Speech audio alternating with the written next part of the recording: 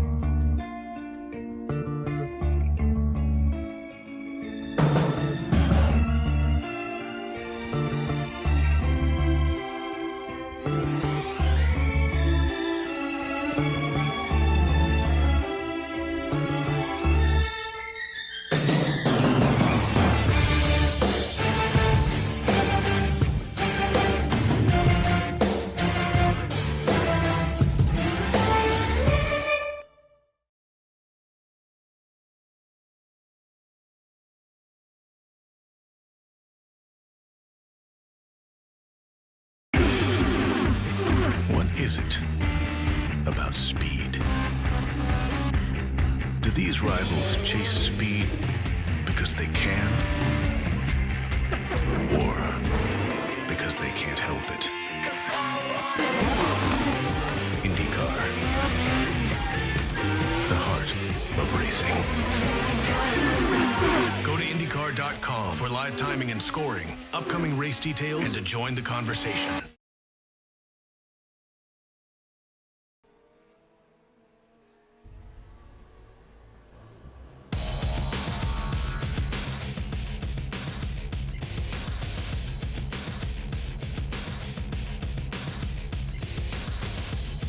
Well, ladies and gentlemen, welcome to week 13 here from the Gathering of Tweakers, 3 hours of Suzuka.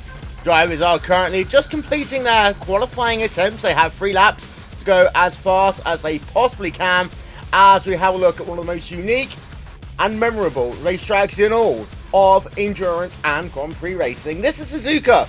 It's a track that, of course, back in 1989 and 1990, rocked the motorsports world as we had those 2 thrilling duels with drivers like Ayrton Senna and then also Alain Prost. In 2000, Schumacher became that first driver in 21 years to win a championship for Ferrari. It's seen so much action in Grand Prix racing. That's what's made this track famous. But endurance racing, well, that, of course, is on the rise, and Suzuka is a big part of that one. Wolverton along with Rachel Wyford here on RaceSpotTV. You can see in the background the Coca-Cola Ferris wheel. We can see a look there at the front straightaway. New pit complexes, of course, built a couple of years ago. And the downhill run in towards turn 1 is one thing that you have to pay attention to as well. That run down out the final corner is tricky. You'll see some drivers looping there at some point over the weekend. But down towards turn 1, that is where your fun traditionally starts. Well, Rachel, about 2 minutes away from going to the grid here. Most drivers have completed their qualifying laps. I'm just having a look. It looks as though there is no one on the racetrack. There is not indeed. In fact, these last 3 minutes of qualifying, we know the drivers are going through their pre-race briefing by race control wheels. So should be a quiet couple of minutes for the guys on track and everyone getting settled, getting ready to go for this 3 hours. Long race and 2 very different classes in this race today, of course. The Ruf C-spec and the Mazda MX-5, so There'll be a lot of passing, a lot of traffic. The speed difference is massive between these two cars, so Yes. looks set to a great race and a lot of traffic. For those of you who are a little bit new to iRacing, then we need to remember, of course, that the MX-5, the Mazda MX-5, the first driver, the first car that you will pick up on a road course. Generally, as you can see there, the checkered flag is now out to signify the official end of qualifying, and that means that we can get ourselves headed towards the starting grid for tonight's event. And, well, what we can tell you, as I say, there are two classes. The Ruf C-spec forms a C1 class, and your C2 class, well, that one is your Mazda MX-5s. And to run through your starting grid, first of all, with the C1 class, you have got a completely messed up grid for the moment. We do forget about this sometimes, but we shall run through that one over the course of the next moment. Of course, you'll see that ticker running along the top of your screen. We should potentially be able to find it in a moment. No, we're still having a little bit of difficulties, but we'll get that one running along the top of your screen in just one moment's time. We're not green yet. We are still working ourselves behind the iRacing.com first safety car, just lining these drivers up on the back straightaway. It's a short run down towards where we need to go here today as we get ourselves a look at this magnificent racetrack from the skies one more time. Only figure of 8 racetrack used in Grand Prix racing, Rachel, and just look at it, a magnificent racing facility that they make some very good use of space here. We don't use the chicane, of course, that you can see the little bike chicane that they use, but we've got a long straightaway that these drivers will work themselves down into the 130R, reprofiled, of course, after Adam McNish's scary crash there back in Australia in 2003. We do indeed, and well, what a crash. That was impressive and quite scary, but hoping for a great race here today. And of course, with these different classes, it's going to be interesting catching slower cars, so that's going to make racing interesting, especially with the slower class drivers having to fight it out whilst being passed by the Ruf C-spec cars. So it's going to be an interesting first few laps here, of course. The classes will separate out. We'll get about 10-15 laps, I think, before traffic becomes a factor, at which point, well, it will definitely get interesting. So, yeah, cars lining up ready for the grid right now, of course, and that pace car will lead them through 130R, through past the Coca-Cola Ferris wheel. We'll get racing. Yeah, we just wanted to highlight already we have the best car that you're going to see all day. As far as graphics goes, it is the Crash Tactics Motorsports #1 car. And it's been driven originally by Julian Morgdig. It is the most colourful, the most vibrant, and yeah, it is the best. We'll call it that. There you can see, caution lights are on. We're just working ourselves now down towards that run. There you can see also your Mazda MX-5, a big field. They're just setting off. So 2 classes worth of racing here. They are just about to get themselves ready to roll here at Suzuka. One, again, of the magnificent racetracks. Cam Walsh will join us in just a couple of moments' time, but now we can see that pace car is going to work itself down in towards the Casino Triangle as we now get ourselves ready, looking for the pace car to head itself on towards pit road, looking for the start here. There you can see your field are just about to get going in your Mazda classes, but the green flag is out. We are racing here at Suzuka. Field storming itself down in towards turn number 1 for the first time. We have a huge incident in turn 1. Well, that's the Ruf C-spec class. This will definitely impact the Mazdas, but I believe it was one of the cars there. It was the IRDK endurance machine of Egil Sandfeld. Egil Sandfeld. He got onto the inside curb, lost control, came back across the track, and big contact with several other cars. Yep, so we'll get ourselves a look at that one in a moment's time. There you can see 2 wide racing in towards turn 1. Radicals online, scrapping it out. Will they be able to survive? Working ourselves up the hill. Go on, Rachel. We had a secondary incident leading on from that first one. It was in turn 2, actually, as we entered the S's. I believe that was the car of... We're going to try and find out for you now. Well, we can't, I don't think. It's too difficult to find out who it is in that melee, but yeah, secondary incident led on from that initial contact. It was not the Crash Tastic Motorsports guys, absolute beginners. There we go. That was the number 02 car of Robin Rosenvenge, who just comes across the turn 2 curb after hitting the grass and gets collected by that Steel Series car of... that would be the Radicals machine. Yeah, Radicals Online. Well, we'll get ourselves another look at the first lap in a moment's time or so. We'll figure out who's doing what, where's going anywhere. But here you can see then the rear end of your Ruf field as they work themselves. This is through Denga. No, this actually no, out of the Denga. This is down the run down towards Spoon Curve. As you can see, though, out front on the exit of the spoon curve, down towards the 130R, we will have a look from the rear of this driver. It is the pot gear car with Karol Vorgeski behind the wheel of that one as they work themselves through the 130R, down in towards the triangle. Brokeman right behind him in the Team Tortoise. We know how strong Team Tortoise are, so expect them to be a factor in this race. Of course, they've got Team Troy Schutzer there in P number 3, and then rounding out your top 4, we've got ourselves the Northern Monkey car. Well, Cam, hello, welcome to RaceSpotTV, and crazy start in your GT field. We're waiting now, we're seeing the little Mazdas, the Miatas, heading themselves down in towards that first corner, sorry, that final corner almost now, the 130R, before they come down into the triangle. Nice little scrap going on here. Well, the C-spec is always going to be a great car for Suzuka, and the MX-5 is actually a very good car for Suzuka, so you put those two together, we're going to see what happens. Hopefully they all play nicely, but and I think these guys will. This is the Gathering of Tweakers after all, and it's going to be a good long 3-hour race. Unfortunately, there was that first turn incident, but no, what can you do when you have 60 cars? Well, That's the thing. Sometimes it just gets a little bit crazy. They can see then your top 6 on the left-hand side of each of your screens. We have got a couple of people who are struggling technically at the moment, but we're just going to keep an eye out on that one. There you can see out front, it is the pot gear car battling still with Team Tortoise. That is in your C1 division. Then Tortoise in second, third place Team Troy Schutzer. Then in fourth is the Northern Monkey car. It is going to be worth mentioning, of course, the team dynamic of this at some point in this broadcast. You can see over in your Mazda C2 division, we've got ourselves Mario Larson, then Urasienko, Mako Mogren, Max Bakken, and Stefan Overgaard. There you can see Bakken, we're right on board with him as he now works himself. This is the through Dunlop curve down towards Denger number 1. And you can see the speed difference here, Rachel. Look how slow these are going. Barely are going to touch 180 kilometers an hour in this race for most parts of it, and they really have to slow it down into these slow corners like Denger 1 and Denger 2. Well, of course, Will, but these cars are also on road tyres, which means they have a lot less grip than the slicks that are on the Ruf C-specs we have up front, of course. Nearly a 45-second difference in lap time between the Mazda MX-5s and the Ruf C-specs. I'm not going to call them Miatas once during this broadcast. Sorry, American listeners. But I'm not. No, the MX-5s, they're a great little car, but again, road tyres, less power.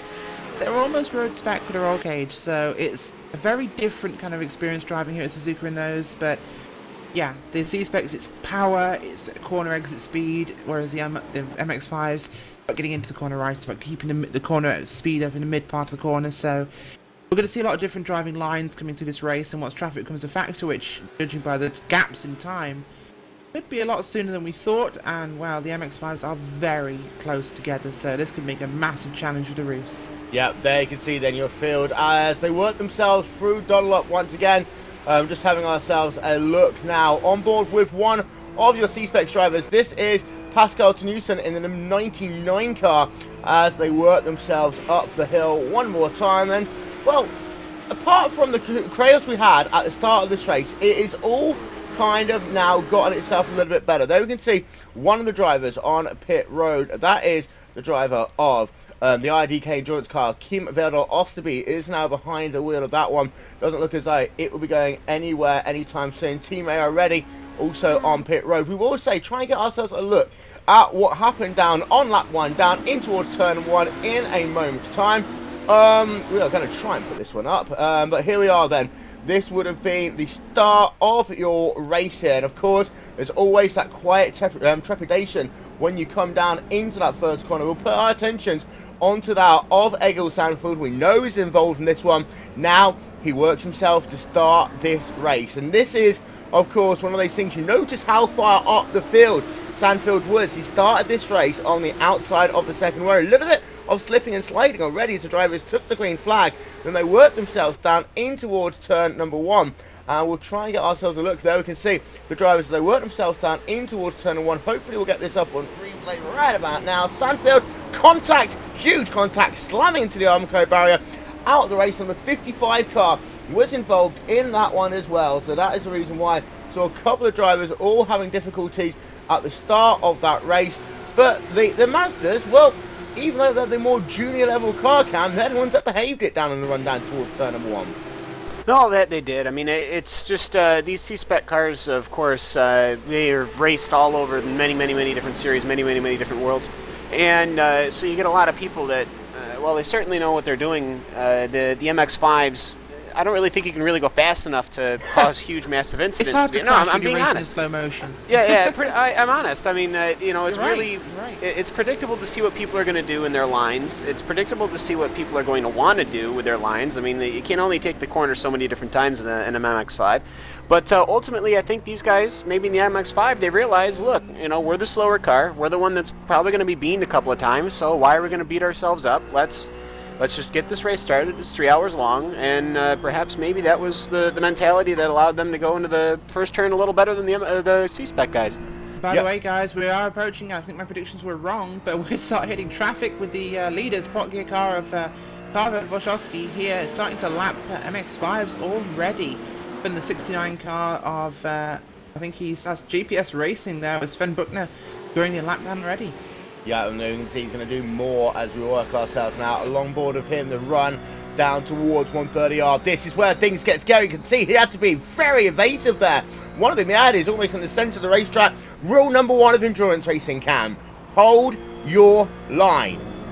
Yeah, to be predictable. I don't even care about holding the line. Just be predictable. Like, you know, announce what you're going to do early. Not now. The thing though is, going through the driver's briefing, typical things like going into the chat and telling people, you know, pass left, pass right, and even flicking the microphone button a couple of times is a flashing signal. Those aren't allowed in the series here. So it's just it's being simple, it's being predictable, and it's just letting people play through. Well, there you can see the first bit of traffic is nicely complete. There's more that is going to come through the S's, and we'll let you ride them on board then. You can see really abusing the curves is that pot gear number 19 car as he heads himself up the hill. Well, he's going to have... This is busy. Yeah, this is very busy, Rachel. 87 machine, of course, is down in the field. He's going to move himself out of the way and then straight down to the inside of another Mazda. They're going to come up to another Mazda. 2-3 before they get up towards the Denger curves. Rachel, time to have a little bit of fun if you enjoy this sort of stuff. But that was the 02 car we saw just there at the absolute beginners. Team Ice car already going down. We have a Mazda off the track there in the Degners. Oh dear, that's going to be interesting. But yeah, wow, God, Team Tortoise threading the needle there past another MX-5, and we're hitting a huge wall of traffic here, and this is going to be incredible. Can you see? There's about 8 of them. There we go. Three All right. wide ahead of them. But this is okay because of the fact that they've got a fast piece of racetrack now. They can go into one side, and the Mazdas will hopefully know what they're doing as they work themselves down in towards. They're going to go 3 wide in towards the spoon curve. We can see we have got a car turned around. There's Alan Neves there turned around, and there we can see that driver. It is the Phoenix Motorsports number 46 car down at the spoon curve. That could have been incredible. Look how close Team Tortoise have got to the pot gear car in his traffic. This is like watching the leader lapping traffic in an oval race as he goes for the overtake here. Team Tortoise going for the run through 130R. That's risky as he spins it. He loses control. And that's right down the middle of the racetrack. They are swarming. He gets hit again. They get it, and that's the thing. If you're going to be right in the center of the racetrack, he did the right thing. He did the right thing. Rule number 2 racing, Cam, is if you're going to spin, you stay where you are. You hold the brakes. He did nothing wrong there. I think there was just so many cars trying to find a way around him. That is the reason why we had that. Team Tortoise, a favourite for this race, Cam, out of the event.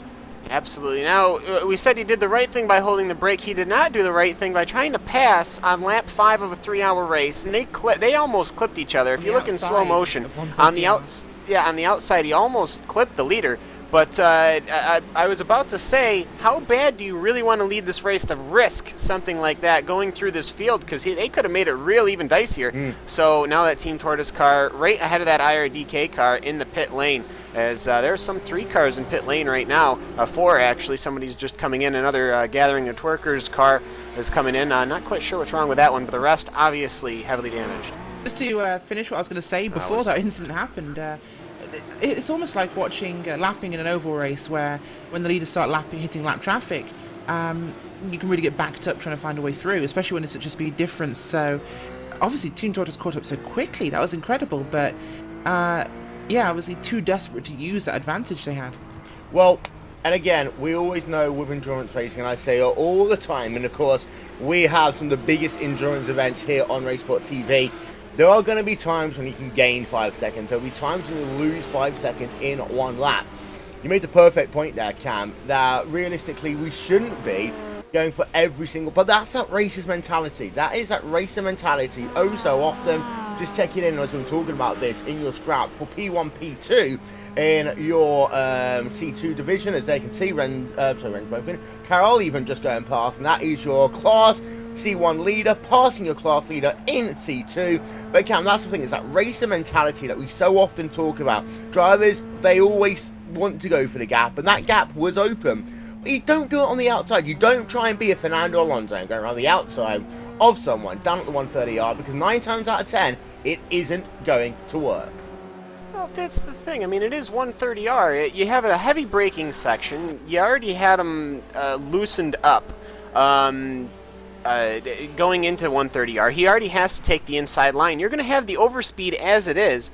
Now, I almost think it was just lucky that they didn't even make contact. There was probably, if the network was just a little bit tinier worse, that would have been an incident. They were just so close to each other when Team Tortoise cut the nose for the apex. And right after that, the rear end kicked out. Of course, these Ruf cars, rear engines. It's going to kick out at 130R.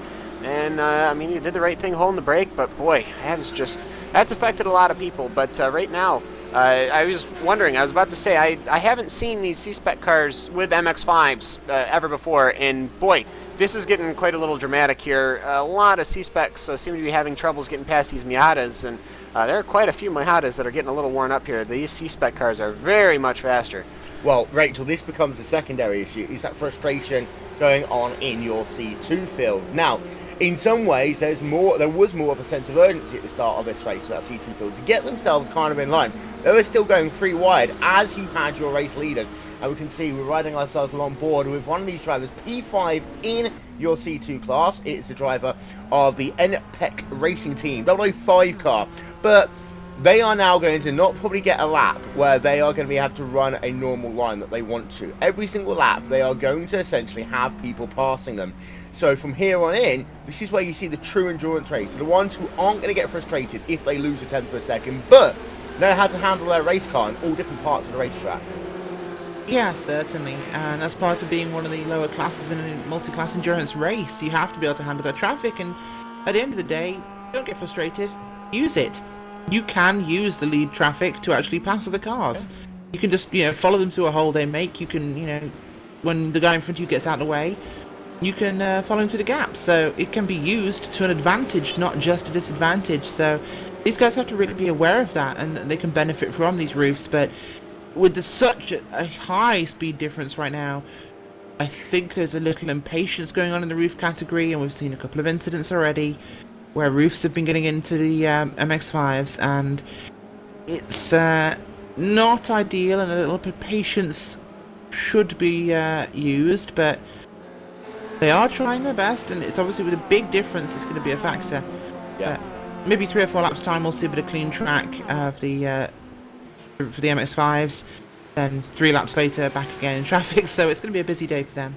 Well, there's your standing in C1 right now. Number 19 Machine heading himself with almost a 10-second advantage from Pakunen in that battle for your C1 race lead. Then Skutska in 3rd place, Garrison in 4th, DeWitt in 5th, Mordig, Stockprince and Hafner running out your top 8. Then we can get ourselves a look at your C2, your MX-5 class. Well, we can see there that Mara Larson is Lord Drivers. The team even leading the way there. There you can see they work themselves down in towards the Dunlop curve one more time.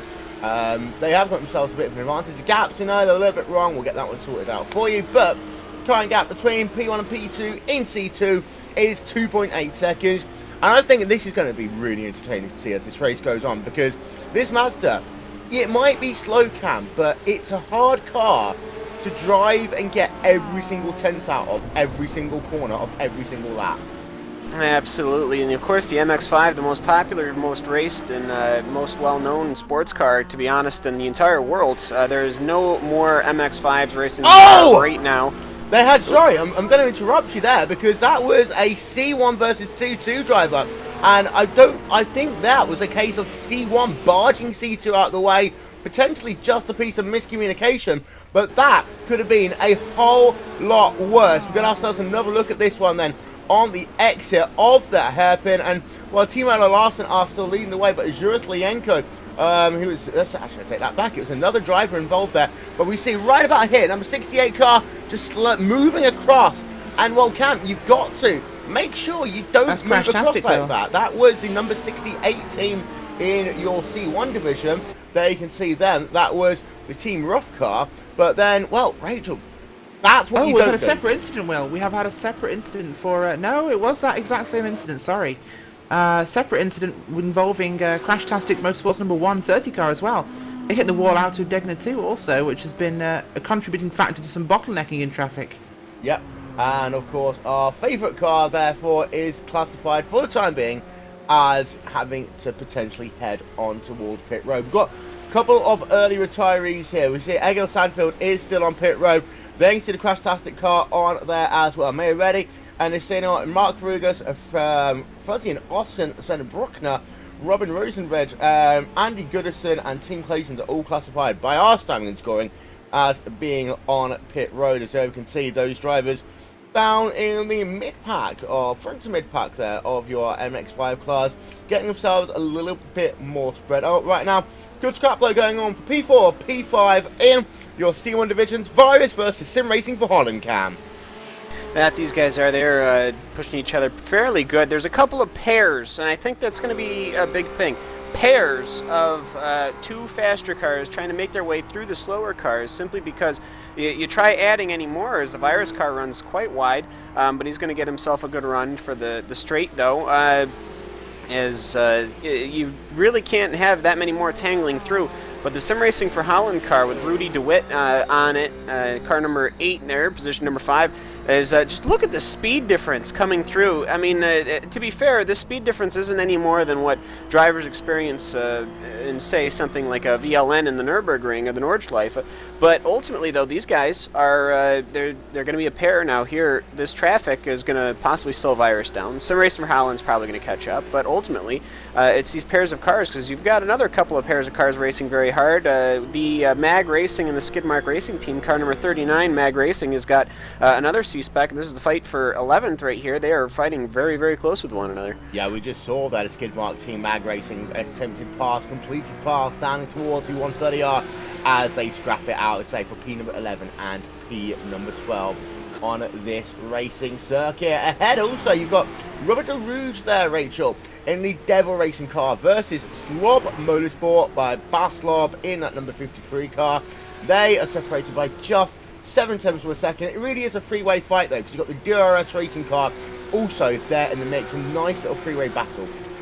It is indeed, and of course these guys are going to come up on some of the MX-5s fairly soon and have a bit of a slow motion battle going on, of course. But yeah, it's good to see at least 3 of them in a row here. Of course, we have another car up ahead of them as well, so I believe that's the other Crashtastic Motorsports car leading this train of 4, including DRS, Devil Racing and Slob. So it's going to be fun to see exactly what kicks off here, because a good bit of time since we've seen at least 4 of these C1 cars coming up towards C2s as a group. So these guys might be separated now by a couple of seconds, but this could end up being bumper to bumper within a corner. Yeah, as they can see, a look from our aerial coverage here today at Suzuka. Magnificent racing facility as these drivers were themselves on that run down into the spoon curve. There you can see Mazda holding the inside line, 2, 3, 4, as they work themselves down now in towards spoon curve, that double apex left-hander, which really ended Eddie Irvine's 1999 season. He was in the shout of having the championship. He could not get the hang of this corner at all, but you can see they continue to scrap it out, and actually the gaps have really come down the last lap or so as well. Behind, Yasmin Beber scrapping it out with the driver of Danielle Noventa, and this is for P number 15-16, Bit Speed Endurance versus JCL Sim Racing. Pretty much nose to tail in towards the 130R they come, as we can see 2 wide racing there, down in towards the triangle cam, as that number 17 car of Christian de Rudder and Robert de Rouge continue to go toe-to-toe. Well, that they do, and Boss Slob is just sitting in the back just waiting to see what goes on there, but these guys are going to be coming through some more MX-5 traffic. This MX-5 traffic has been really split up, as it were, simply because of the roofs making it through. I mean, there was one very large pack of MX-5s, but now everyone's starting to split up, and that's, I guess it's helpful for the C-specs, but can kind of ruin the Miata's race, so it's just trying to be respectful. But that DRS racing car, as they come up upon the Crashtastic Motorsports car as well, as so now it's a 4-car pack, and they're actually starting to catch up onto Mayor D, who is ahead of them, but is many laps down. Yes, of course. Ready. We have an incident here, actually, or near incident even. That is Mag and Slob racing there. They were pushing their way past one of the MX-5s on the way out of the S's up towards Dunlop Curve. That's the Radical Steel Series number 34 car getting boxed in on both sides. Yeah, patience does seem to be the premium amongst these C1 cars, but let's not forget, guys, these are regular Ruf C-spec drivers. They're used to being the cars past. Perhaps now they'll have a slightly higher appreciation for the HPDs in the C1 class in something like Neo, where they're the ones lapping the C-specs. So maybe it's going to give them a bit of an insight into that, and perhaps why they're slightly less patient in passing of the traffic, because they're not used to doing it. Well, of course, we always need to remember the fact that the best drivers have seen it. As we see a car going wide, that is one of those in the battle that's going to put them under pressure. Hafner versus Slob going to be too wide there, almost as they head themselves down in towards the 130 yard. Going to look around the outside. Will Bass Slob? We've seen this one not work before. Driver of Slob on the grass. He doesn't make it work there. But Robert de Rouge versus Joel Hafner. Great little scrap now going to be going on. And that one all started by the driver, the Crashtastic Motorsports number 2 car there, Rachel, the 911, no pun intended, heading himself a little bit wide out of spoon number 2. Indeed he does, and wow, It was actually, a 911 numbered car? It was actually an incident there. I believe his wheel is actually cocked at a 45. If you go back, the car of DRS Racing there made a move on the inside, and the Crashtastic car actually clipped the rear end of it, and I believe he's given himself wheel damage. Yeah, we're just having a look then on board right now with that Crashtastic car. Oh, yeah, some big issues. He's struggling for grip right now. We'll go back along board with him, and, well, he's struggling. We'll have to see, and of course, that'll be 2 Crashtastic cars with issues here in the first half an hour. You can see the front end there is a little bit messed up on that car going off the racing circuit as well. I never realised it was going to be the 3 hours of drift driving and off-roading, but kind of is already, Rachel. It is indeed. We're in Japan, the home of drifting, so why not? There's definitely some Fast and Furious overtaking happening here. I'm sorry about that pun, but it had to be done. Yeah, other movie franchises are available. Running ourselves along board with the Racing Lions number 41 car, Neil Heckins, behind the wheel of that one, as he's about 13.5 seconds behind your race leader in class, as he works himself now down in towards that triangle, the slowest corner on the racetrack. And you see, as we go back along board with him, just how slow you are for the apex. Barely touching 90 kilometers an hour. It is almost pedestrian around there. Then that corner on the exit count, it's off camber. It is so easy, especially if you get tired, to just try and slam that throttle a little bit too early, and at that point, well, you're going to be out of the race. Oh, that it is. I mean, especially in these roof cars where you've got the engine in the rear, you start touching that throttle a little too much, that rear end is going to be very happy to kick out on you, as we've seen with the Team Tortoise car. But right now, it's just becoming, well, these guys are just trying to sort themselves out. I mean, we've only had 24 minutes of racing. That's, to me, still crazy to me. We've only had 24 minutes of 3 hours. And so right now, there's a lot of cars that are so torn up here. A lot of people, I guess, are having issues with the with repairing their vehicles right now. So there's quite a few cars, especially the Team Tortoise car as well, who are having issues with the crews getting these cars repaired, and that's starting to cause an issue. But ultimately, though, we've still got some 44 cars on track.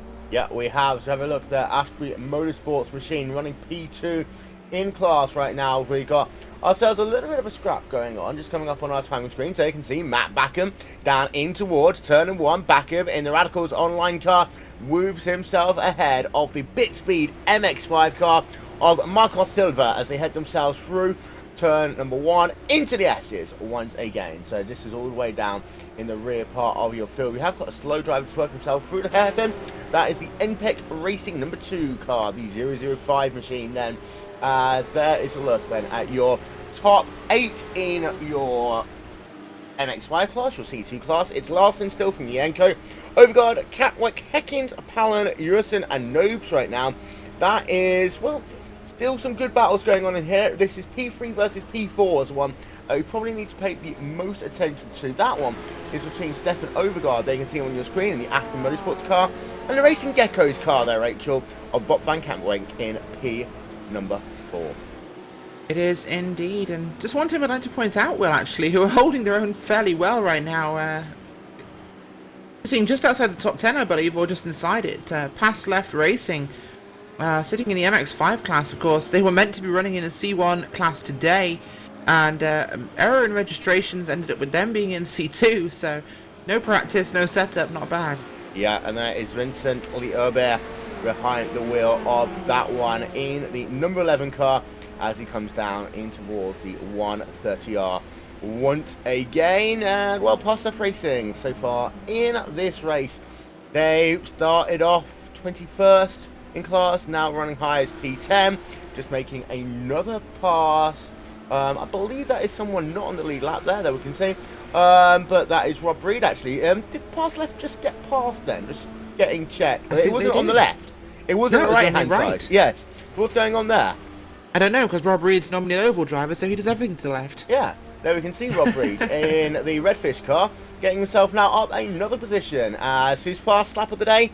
Well, it's a 228.014, and his last lap a 229.967. He so far today is up 3 places, having of course just made that pass on that driver of Vincent Lebert as he works himself down through the S section of this racetrack once again. Now, when you pay attention to that graphic, 228 there, and that is for someone who's pretty good in your C2 division. There you can see the difference, Rachel. 20 seconds a lap. It's sometimes more than that, Will. Yeah. It's sometimes as high as 25, 28 seconds a lap, so it's an incredible difference, which does equate to about 10, 15, 20 miles an hour on the racetrack, which is just insane. The closing distances are so fast. It's like, well, they are different cars. It's coming up on a Mini on the motorway driving a Ferrari. So you're going to have a huge amount of power that they don't have, which means they have the requirement to be patient. They know they can accelerate out of the corner. They know they can move around the car. They have to wait. They have to treat these cars as mobile chicanes. They have to treat them as immovable objects, not things that can be pushed out of the way and bullied. Yep, as we can see the Devil Racing car still scrapping it out. Just having a look then at Troy Schulter. He's gotten well back. This C1 class right now, Rachel, it's become a one-horse race out front. We can see 27.8 seconds gap between P1 and P2, but P2 to P3, 1 second. That Northern Monkey car, I'll be interested to see how aggressive he's going to be, because I'll have a look on the system now and just try and figure out the lap times these drivers have been able to do.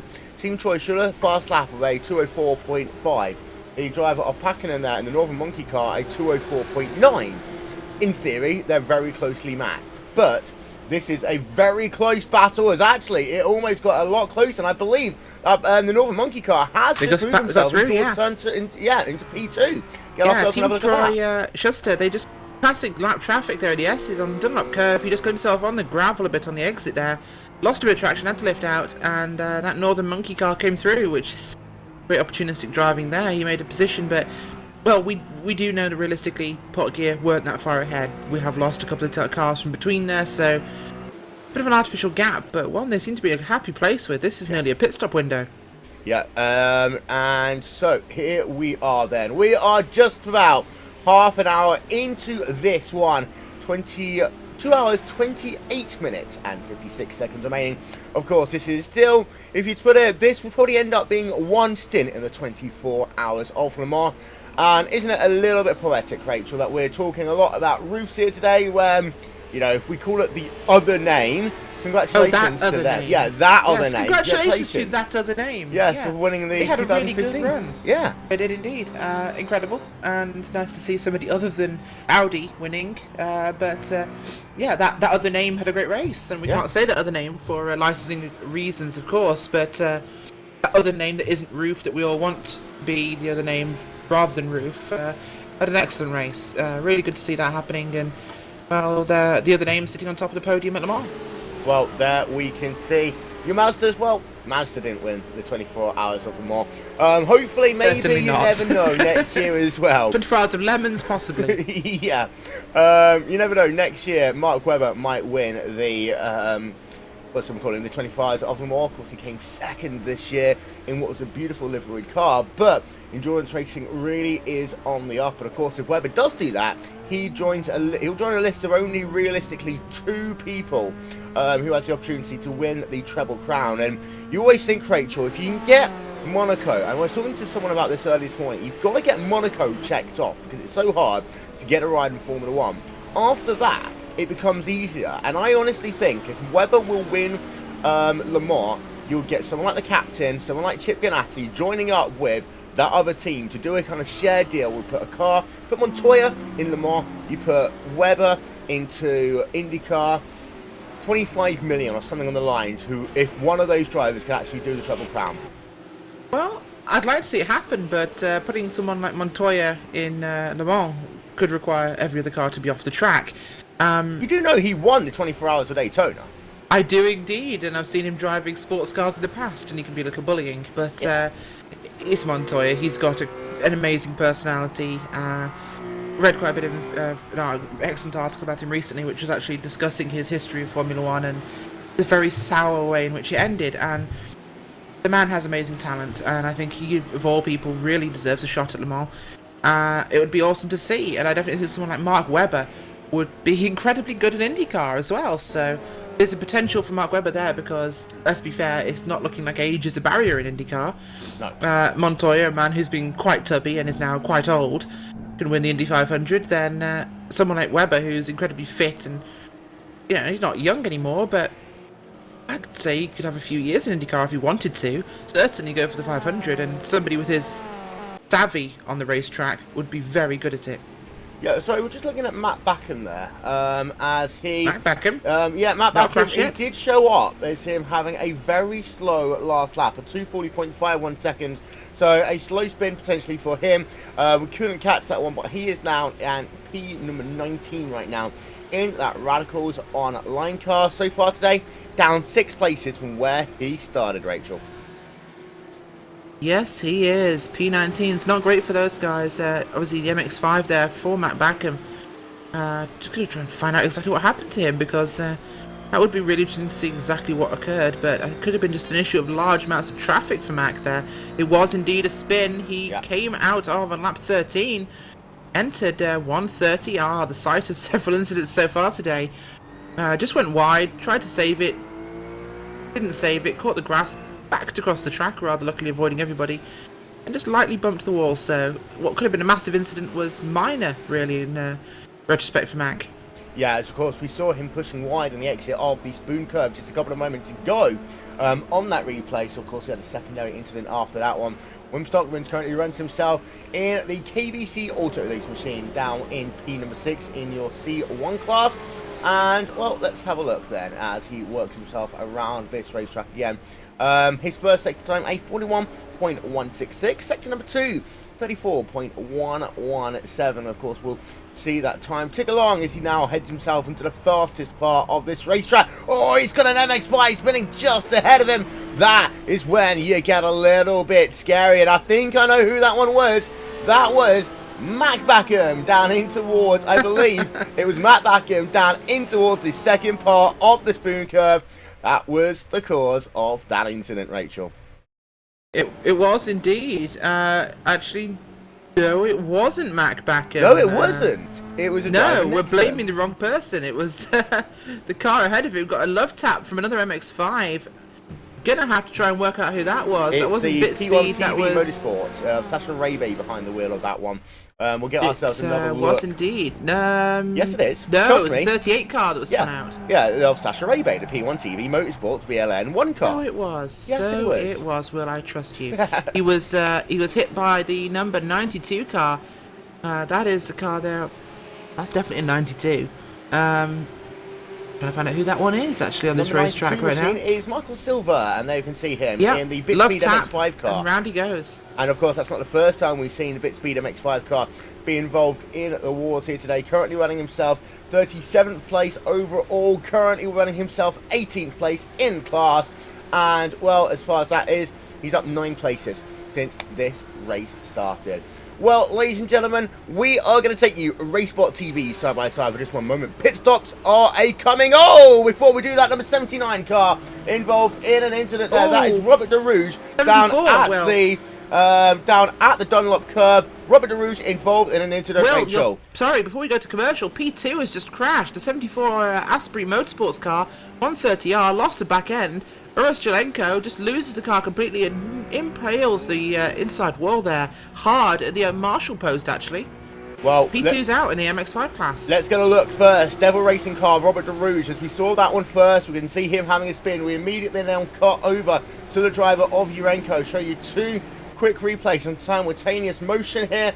So we can see that first one, MX-5, that one was Backham, who hit the side of that number 79 car. Then we also then have to go and have a look at another driver, of course, that is P2 in of your, that was the Asprey Motorsports car. We're going to try and find that one for you, Urosjelenko. And here is Rachel, pretty much out of the race. And that is sad, because that was going to be an interesting battle. It was. They were in a great position to bring that fight there to the team Mario Larson, but loses the back end. We've seen it for the number of cars. And just has the unfortunate luck of impaling the exit the Marshall post, flicking him into the next piece of barrier. So terrible for them, but they have got ability to repair that car and should be back out soon. Yeah, we are riding ourselves along board. We think we found the one of Urosjelenko. We're not sure if we have the entire incident, but that Asprey Motorsports car is worked right down the field. So we can see, look up above, our aerial coverage today is brought to you by And One Design. So it's all kind of going completely crazy all at once here at Suzuka. We're seeing, we are trying to figure out if we can get a look at that incident. It is looking as though we might not be able to for a couple of technical issues that we are having here today. But in the interim, we are going to step aside, ladies and gentlemen. We shall be back in just one moment.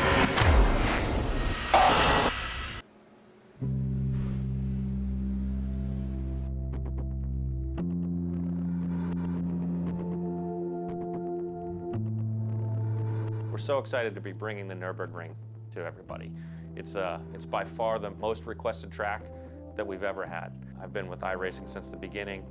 I can't tell you how many people I've met at trade shows or racetracks and demos that we've done all across the United States and even in Europe. And it's always the most requested track that we've had.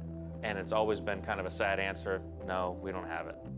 When are you bringing it? And we never really had a good answer. And obviously we announced this last year, and it's super exciting. I mean, it really is one of the premier tracks in the entire world. The Nürburgring, to me as a race fan, is the holy grail of racetracks. Even from the gaming aspect, just getting that car around that track was a personal achievement by itself. It's kind of got this iconic status to it that makes it different than any other track in the world. We actually have a lot of history with the Nürburgring dating back about 20 years. We created a version of the track for Grand Prix Legends, which was a Formula One simulation for the PC. But this will be the first time that we've worked on the track with laser scan data, highly precise measurements, and of course the iRacing standards of quality. So we're really excited about this project and we can't wait to release it. There are two main facilities at Nürburgring. There's the Grand Prix course, which is basically a modern F1 style racetrack. And then there's the Nordschleife itself, which has been around for decades. And of course, the combined course, where you can take the Grand Prix course, drive around it, and then there's a point where you branch off onto the Nordschleife and you continue there. all the way around the Nordschleife and then back down to the Grand Prix course. And the end result is an extremely large, unique racetrack. We arrived with a really large crew. Actually, 4 of us made the trip, and we spent a week there photographing the track, taking video recordings of the racetrack, the surroundings, the scenery, the towns. And when it's all said and done, we returned home with a massive amount of data. If you took our largest project ever, this is probably 4 times that size. So it's going to take a lot of work, but it's really our plan and our intent not to cut any corners and really produce and create the best version of the Nürburgring possible that we can. The terrain and topography of the area that surrounds the Nürburgring is really important to the character and accuracy and feel of the track. We're really working on new ways and methods and types of data that we can use to build the best topography and best terrain model possible. And it will be something never before seen in iRacing or racing sims in general. We have a laser scan of the track, and that laser scan is incredibly dense. Essentially, there's so many points that you could take a quarter and lay it on the laser points, and the quarter wouldn't fall through. So we're taking that level of detail from the scan, and we're trying to translate that into what you see in the sim.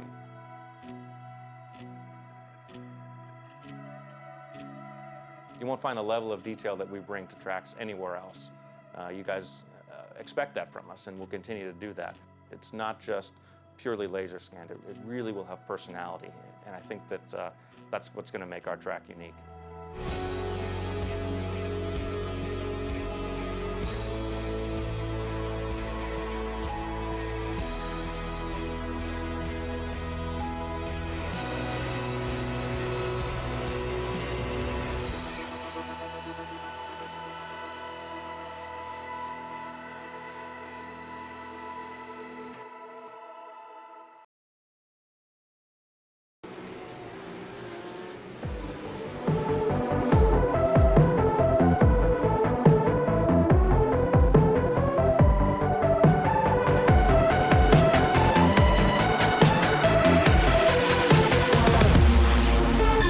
Well, ladies and gentlemen, if you like endurance racing, 2 key bits of information. Don't forget the Nordschleife are coming soon, and also don't forget that the 6 Hours of the Glen will be here on RaceSpotTV on July 11th from 2 p.m. GMT, 1 p.m. GMT even.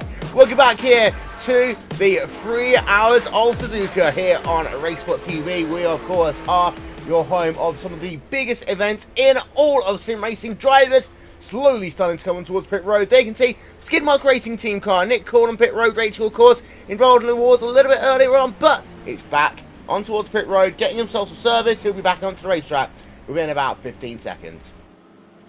Yeah, they will indeed, of course. Fuel stops will be a regular thing during this race. Those MX-5s cannot go very far at all. Well, he is going to go back out onto the racetrack, and it's 27.3 seconds as he works himself back out onto the racing surface. Having a look then through your field, and they can see Troy Schutzler. He is in the mix right now as he is battling it out. He's about 2 seconds behind the driver of Yeri Pankin, Northern Monkey Car, and of course, Northern Monkey Car moved himself up in towards P2. Got to pull away a little bit there, Rachel. So he's now, Troy Schützer is trying to do a bit of a comeback as we get closer to that first pit stop in your C1 division. Look how dirty these windshields are as well. Yeah, they'll need to tear off for that. There's been a lot of smoke and dust kicked up and explosions. A bit of a Michael Bay race so far, this one. Lots of excitement. Yeah. But they'll have to get those cars cleaned. And most of the C1 cars having dents here or there. Well, you know, actually, they don't have tear-offs on the C1 cars. There's a dude. He actually jumps on the hood of the roof car, and he wipes it down. I forget which race I saw that at. That was hilarious. I think it was a Daytona 24 Hours or something, where he pulls into the pit, and the guy literally just jumps up and lands on the hood of the car. And he wipes the hood, the window down really, really well. I think his name's Larry. Is he the cable guy?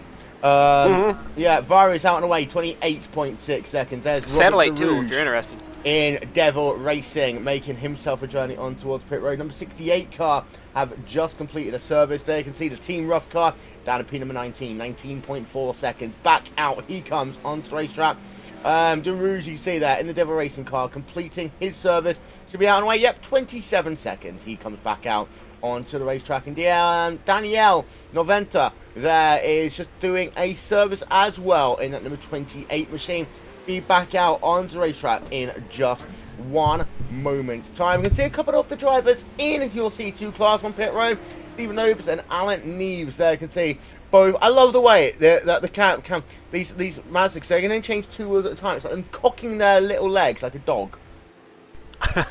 Well, I mean, that's just kind of how these things go, all right? They're trying. There's a dude with a wheel gun. He's taking off all 5 tires. I don't know why they're taking tires. I mean, they're road tires. Yeah.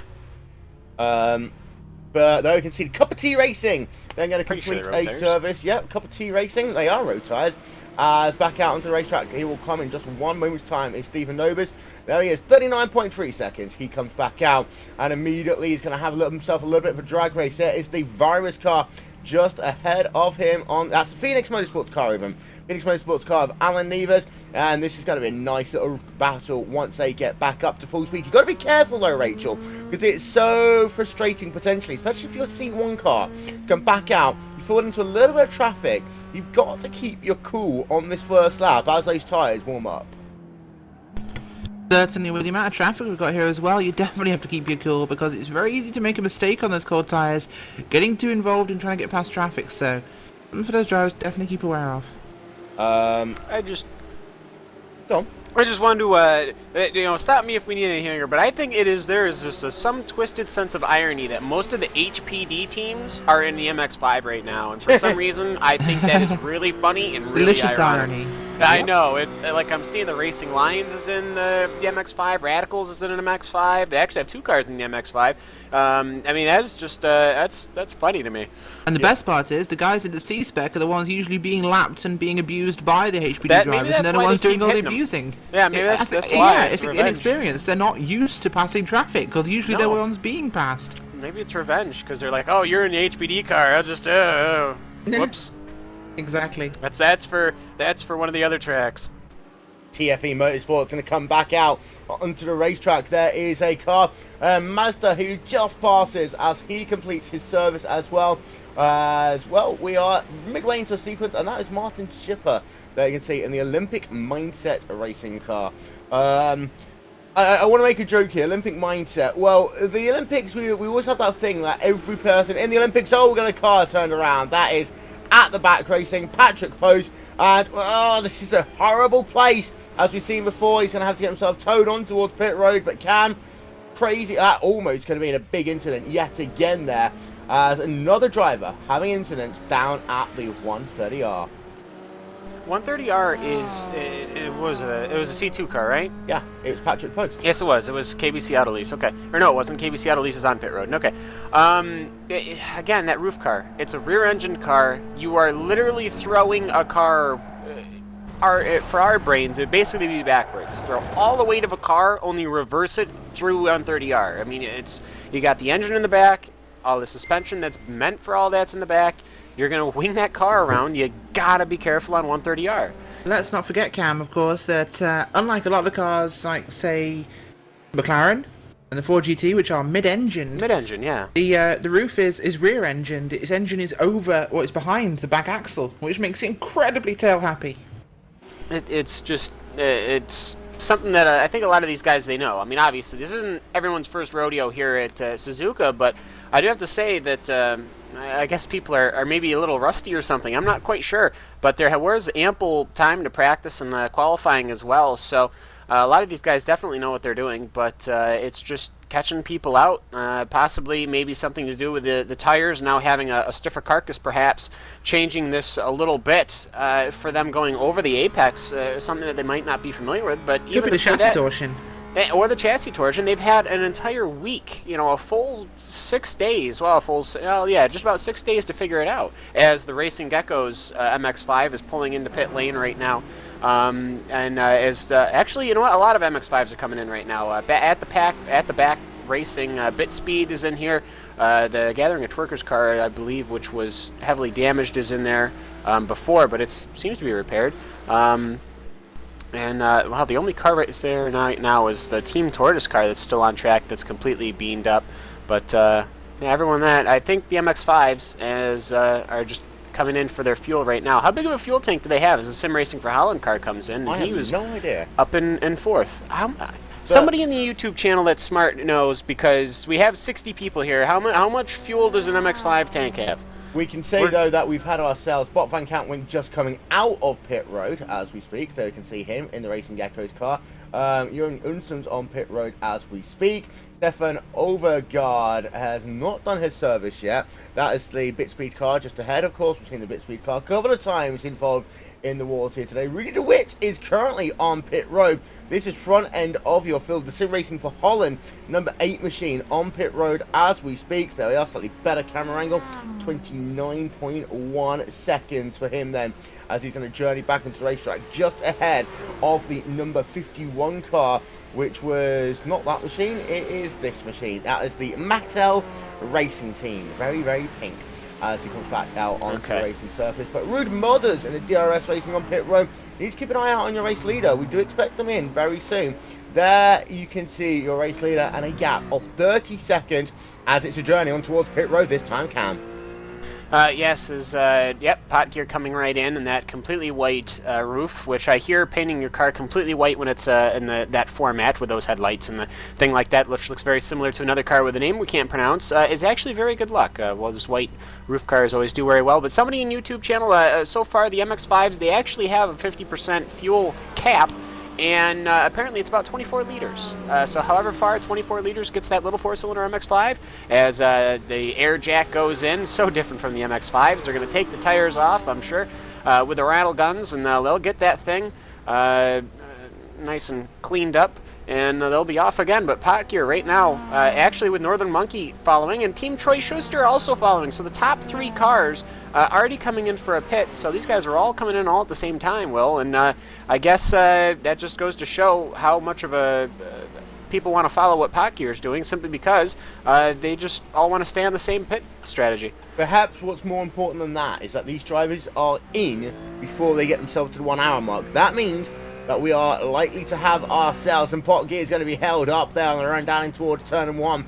But it does potentially mean that we are going to be in 3-stop territory. You always want to see whether you get any guys to go into 2-stop territory. They save themselves a pit stop. Long pit road here, you save yourself about 40 seconds. 32.9 second stop there for Carl. He comes back out onto the racetrack. Baslob hasn't yet pitted, but Jere Pankinen coming out of pit road now. He did a 34.7 second stop, and Troy Schützer doing himself a 33 second pit stop, as they can see that. Team Troy Schützer's actually caught back up to rear that Northern Monkey's car just a little bit. Rachel, this is the aim now. If you're Baslob, can you go to the hour mark? Well, it'd be great for them to go to the hour mark. Of course, it saves them a lot of fuel, because they can make this a 2-stop territory then. It's really important to them, but of course, the real factor is how much do they lose going to that 2-stop territory, Will? How much track time actually on laps will they lose? Well, the last lap time for Baslob was a 2:07.531. His fastest lap of the day, a 2:05.958.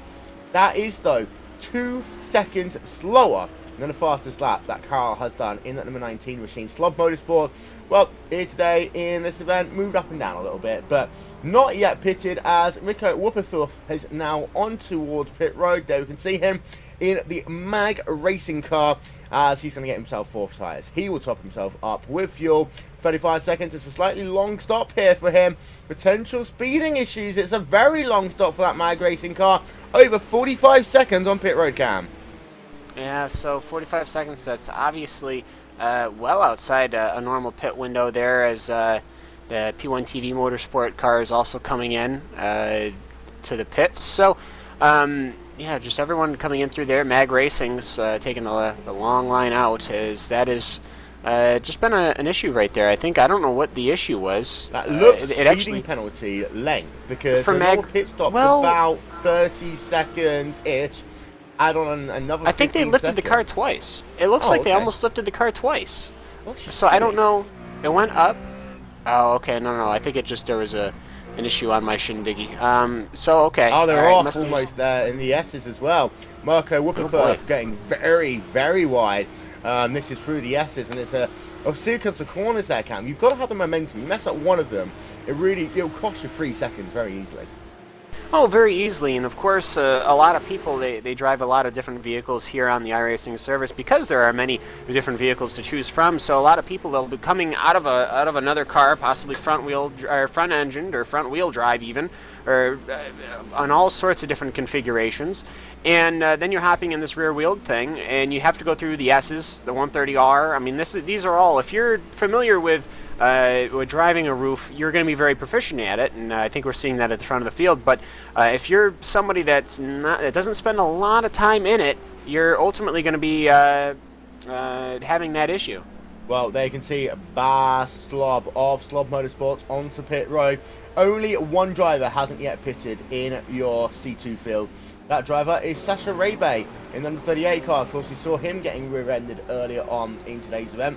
Got 2 drivers more on pit road as we speak. The WR racing car of Steve Greenwood on pit road. Sasha Rebe is actually on pit road. They can see him coming in as we speak. And then also Frank Hendricks is moving himself out and back onto the racetrack in the Sim RC.DE car. Well, there we are. That is almost a full sequence of pit stop score complete. 2 drivers in C1 yet to pit.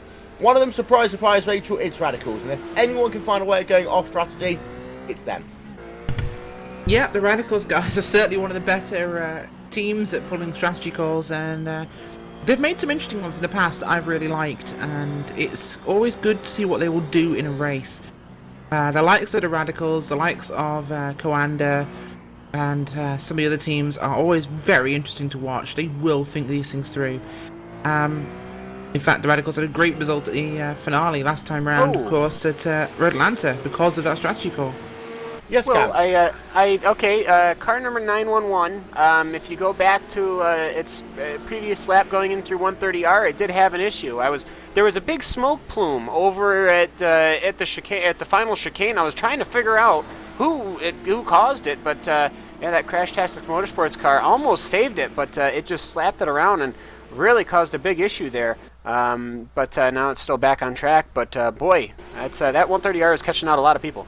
Yeah, we're going to see. We'll rewind that tape just a little bit more and see what we can come up with. Down at the 130R, sliding around. Big incident there. That's the 5th driver minimum I've seen making an unforced error there down in towards that final 130R corner. Well, sorry, the Radicals are on pit road. Radicals are on pit road. We're just getting this replay in first. Crashtastic. Well, big incident there, as we will go back and we'll show you the Radicals onto pit road. Let's get that play clock up. Not quite close enough. Frederick Follestad is on towards pit road. The issue is that they are already 50 seconds back and they're still sat down doing nothing. It won't work for the win no matter what they do, Rachel, but Folly can save fuel. That he can, and of course we've got Frederick Follestad in that car now. This could be a very long middle stint for them. If they can save enough fuel to actually go over an hour or an hour abouts in this car, they could completely change this race, and it would be a major factor there for the Radicals guys, which could eat up 30, 40, 50 seconds on the track if they can keep the speed up, and we know someone like Folly can do that. Well, there we can see, ladies and gentlemen, we are getting ourselves to the end of our first hour's worth of coverage here on RaceSpotTV for the Gathering of Tweakers 3 hours at Suzuka. We're going to ride ourselves a lap on board with your race leader in C number 1. That is this guy. It's a pot gear car. And we'll do that one in just a minute. He's just currently working himself, trying to figure out where he's working himself. This is on the exit coming off through the first sector. Yeah, on the exit of the Dunlop now. We'll do that in a moment's time, but there we are. Play clock ticks over. 1 hour in cam, 1 hour of high attrition, but then the thing today is I think it's been a case of drivers have struggled with that 130R. And you look at the weather conditions, it's cool. There's partly a reason why. It's a 6 km/h wind, that's not much, but I think that cool temperature is the reason why, and especially the fact it's cloudy out there today. Well, it's cloudy, I mean, which yeah, I can always change things. The weather, it's 68 degrees Fahrenheit, track 79 degrees for those in the Fahrenheit land, because I don't know if you've given Fahrenheit for Celsius or whatever. If it was 68 degrees Celsius on that racetrack, people would be dead. Unbearable. I know. Well, it wouldn't be unbearable. Things would be on fire. You have a crappy measurement system of temperature. So either way, though, is actually there's more. Okay. See, I keep watching these C-spec cars pass an MX-5, and it's like I'm going, oh, what did they have an issue with? And then like they just keep going, and I'm like, okay, I see your weather thingy right now. I don't know if sometimes you do Celsius. Anyways, so as the pot gear car of Karol Wojciechowski goes into the final chicane here, we'll go on board with him, or? Yeah, we are. We're on board with him now as he works a lap here at Suzuka. We'll be right back. Oh, I thought we were going to do it at the line. You want to talk about it whilst we do it? Sure. Go. I didn't get to finish mine last time, or any time for that matter. But all right, either way. So we're in the C-spec car here. You're trying to get your first gearings down and under braking, and once you finally get to the second turn here, this is where your heavy braking zone is off the gear. Now, these MX-5s are just going to appear right in front of these guys, and right in front of pot gear almost, and that can kind of scare them. I almost caught him out a couple of times, and I think we saw that as you go through the S's here. It's just a quick right, left, right, as he'll actually have to go around the outside of this MX-5 if he lets him. Yes, he will. Now, this corner right here can really catch you out because the top of it actually closes up, and there's a lot of grass out there. So he didn't have to worry about it because he had to decelerate so much for the MX-5, but he'll go into this the double right-hander here. He's going to take a healthy amount of curb, ride the curbing over here, slow it down even more. This is actually an in-camber, so it actually steeps down almost like a banking on an oval, and then it'll go down the straight here. Look at the acceleration rate catching up to this MX-5. He'll probably go to the inside on the hairpin. Yes, he will. And this hairpin, a lot of people don't really know from just driving it. It's actually uphill. If you look at it straight on, you're actually going quite a ways uphill even. The elevation changes are really noticeable as he'll clip a little bit of curbing there. Those will follow right to the right-hand side. The tracks to the right, and he'll enter another heavy braking zone right here. Got to be very careful. There's no curbing or AstroTurf on that right side on the entry, so you can drop your tire as he'll come up on another MX-5. He'll give it a massive cut in just to get him on the inside of the MX-5 and back under gearing as he will go up through the gears. He'll probably pass that red MX-5 that we see up there, the red and black one, but he will not be able to catch the ones that are up ahead of him as he will head into 130R. This is braking, downshifting ones, letting it coast through the corner, get on the throttle. He'll take a heavy amount of curbing. Will he take the inside of the MX-5 going into this corner? He's thinking about it. He will do it. But boy, that was almost risky there, as he had to take a healthy amount of curbing. The chicane, very difficult to get the power on, and if you track out too much to the left, you can drop it, as he will go past another MX-5, and he will take just another hectic lap here at the Suzuka circuit. Well, 2:05 last time by for that number 19 machine. 35 seconds, Rachel. He's got the gap between himself and the Northern Monkey car. That is just absolutely incredible. But the best part we've got going on right now in C1 is between Rory McCoson. He drives in the TFE Motorsports car. He is battling it out with Bas Lob in battle for P number 7, P number 8. Yes, he is indeed. Just following him out at the hairpin there, what Cam was just talking about. We're heading up now towards the spoon curves.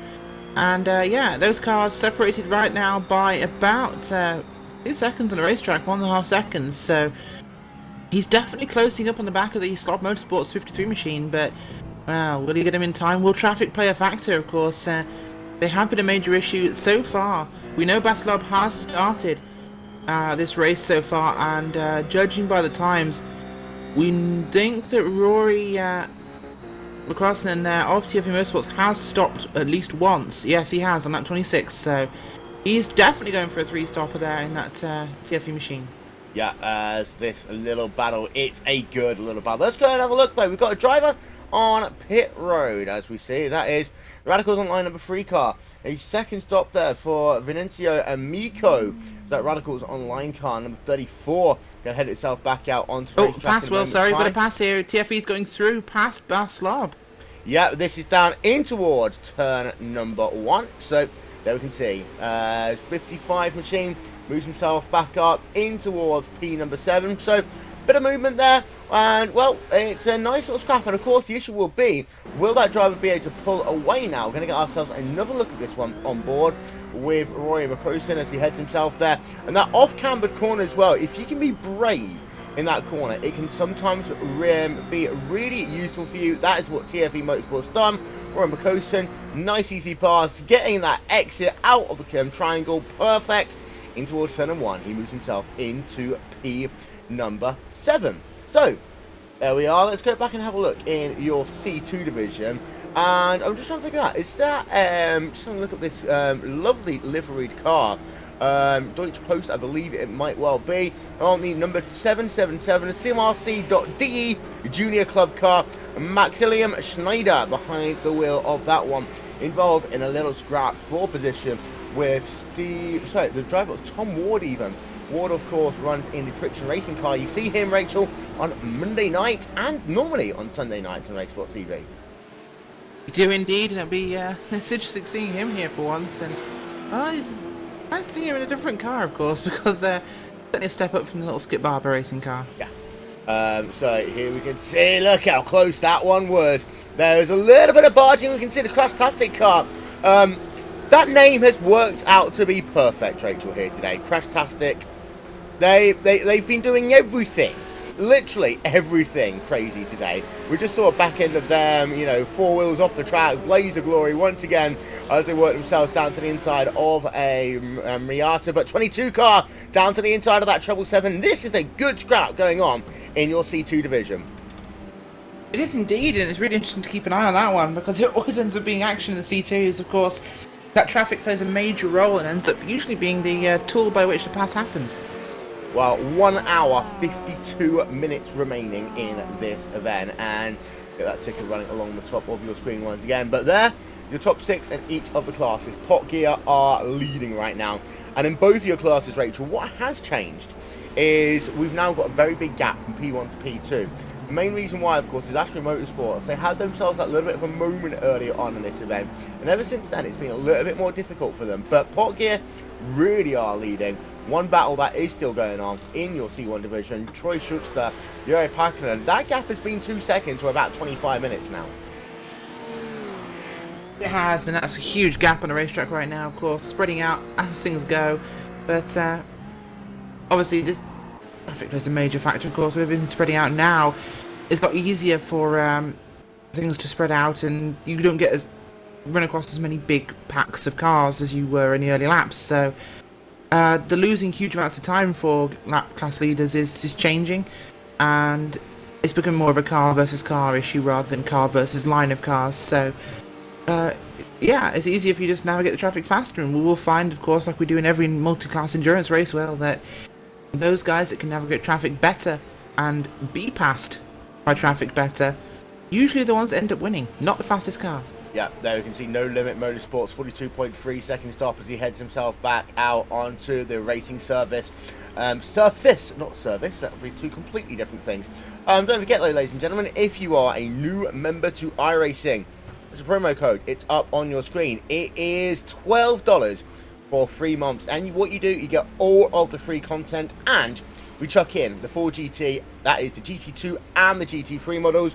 One of those cars that you get, Rachel, as being a part of the free content is this Mazda MX-5, which pretty much every single driver sets off their journey. There are 1 or 2 exceptions that we have seen over the years when legendary series run on week 13, but for 95% of iRacers, they start their journey in a Mazda on a road course.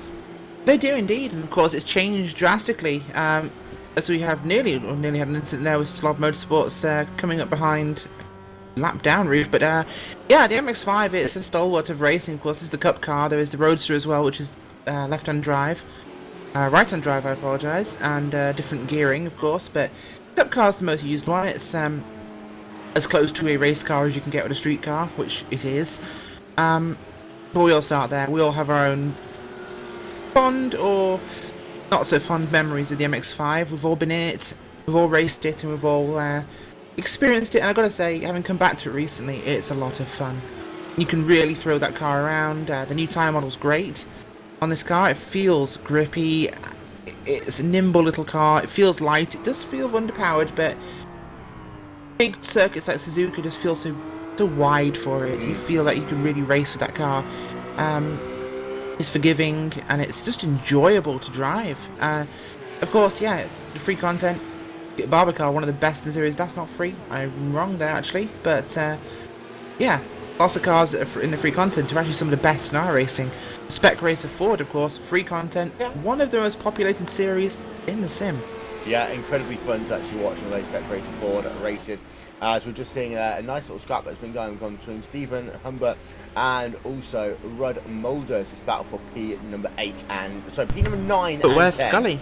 I have no idea where Scully is.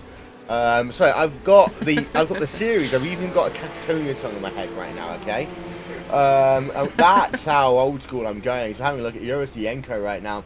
He is still involved in a battle, and of course Yenko trying to recover Rachel after a little bit of a moment. About what half an hour ago now, he's worked himself back up into P4. But Ruf C-spec is trying to work himself back through the pack as he battles it out right now with the Racing Lions car of Neil Heckins. Yes, he does, and those Racing Lions, usually used to seeing those guys in a prototype car, but it's interesting to see them down there in an MX-5. It's different territory for them, but one we actually quite enjoyed seeing. Of course, the Racing Lions, they had a good season with the Gathering of Tweakers. Tweakers, yes, that's the right word. There's a Gathering of Twerkers car in the series. I want to apologise to viewers. I keep mixing up Gathering of Tweakers, Gathering of Twerkers, because there's a team with that name. So if I say it, I apologise. But Racing Lions, of course, we remember Red Atlanta, don't we, Will? With the, of course, the terrible strategy call by those guys that lost them the championship. They went a different number of stops. Yeah. No, not HPD, sorry. This is Gathering of Tweakers, not Neo. So it was just a bad strategy call in the GT3 cars for that series that lost the series. It did, and it was close. And of course, it came down to the last round of the season. And as we are mentioning it, we are proud to announce, of course, that the Gathering of Tweakers Endurance Series and the Neo Endurance Series will once again be returning to RaceSpotTV this coming we're really glad about and winter. Yeah, and it's two of the best endurance racing series that you'll see in any form of sim racing. The Neo Endurance Series will this year have races of both 6 and 8 hours and a variety of racetracks, and the Gathering of Tweakers Endurance Series is the official feeder series for the Neo Endurance Series. So we get multi-class action with NES, and that involves your HPD cars, of course, and they've got a bit of changes this year with your GT cars. And then GoT is all about that GT racing, and you can catch that one this coming fall only on RaceSpotTV. What an exciting time it is, Rachel, for endurance racing, both in sim racing terms and also in terms of, well, the fact that we've had probably one of the most entertaining 24 Hours of Le Mans in a very long time. We've got Nurburgring coming very soon.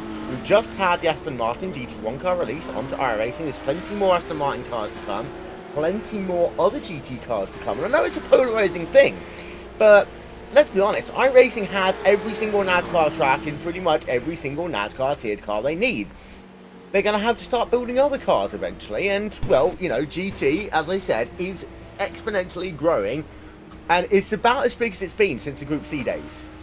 It is indeed, of course. There is still one NASCAR car they need. That's the Xfinity Camry. I'm going to say that right now in case anyone from iRacing is watching.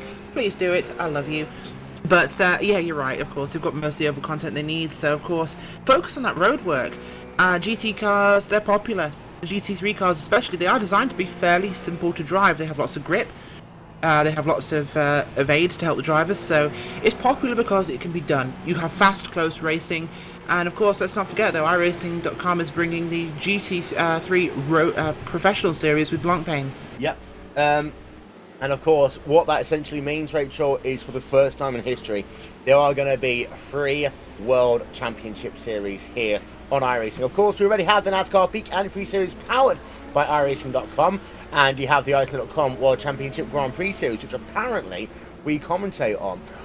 But that third one is going to be interesting. It'll be very interesting to see whether or not you get people trying to do double duty. We talk about the fact, Rachel, that Jake Sturgis is one of only a few drivers who have ever done double duty running in both the current World Championship Series, but it'll be very interesting. Radicals, this is right up their alley. would be indeed, of course, but it's far more understandable, really, to see double duty from road drivers in 2 road series. Of course, it is incredible to see people like Frank Levick IV and Jake Sturgis doing the double duty between the Peak Antifreeze NASCAR series and the World Championship Grand Prix Road Series. So, of course, let's not forget, we're seeing the top tier of the Road Warrior events. We see the likes of Radicals, we see Coanda, and we see people like Glacier. So, it's not a long stretch to really think we could see those guys in the GT cars, because they already run GT teams in the Road Warrior events. So, they know the cars, they know the tracks. I can't see why we wouldn't see those in the pro category. But, of course, it does open the door to other GT experts that perhaps aren't open wheel drivers, so we could see a lot of interesting things happening with that series. Well, yeah. Of course, we don't know who's broadcasting it yet, but we do the Pro Formula 1, so we'll see. Who knows? iRacing, if you're watching, don't forget, we are the world's greatest sim racing broadcaster. There's your shameless plug for the evening, ladies and gentlemen. But we've got a couple of people on pit road. Danny Bowles there in a very nice, I have to say, raceskins.com cars. We get ourselves a quick look there at Sector 1 at Suzuka. Danny Bowles has just come out of pit road, a 51.6 second stop for him, a 42.3 second stop for the driver of Stephen Zecher, as he just comes back out onto the racetrack as well.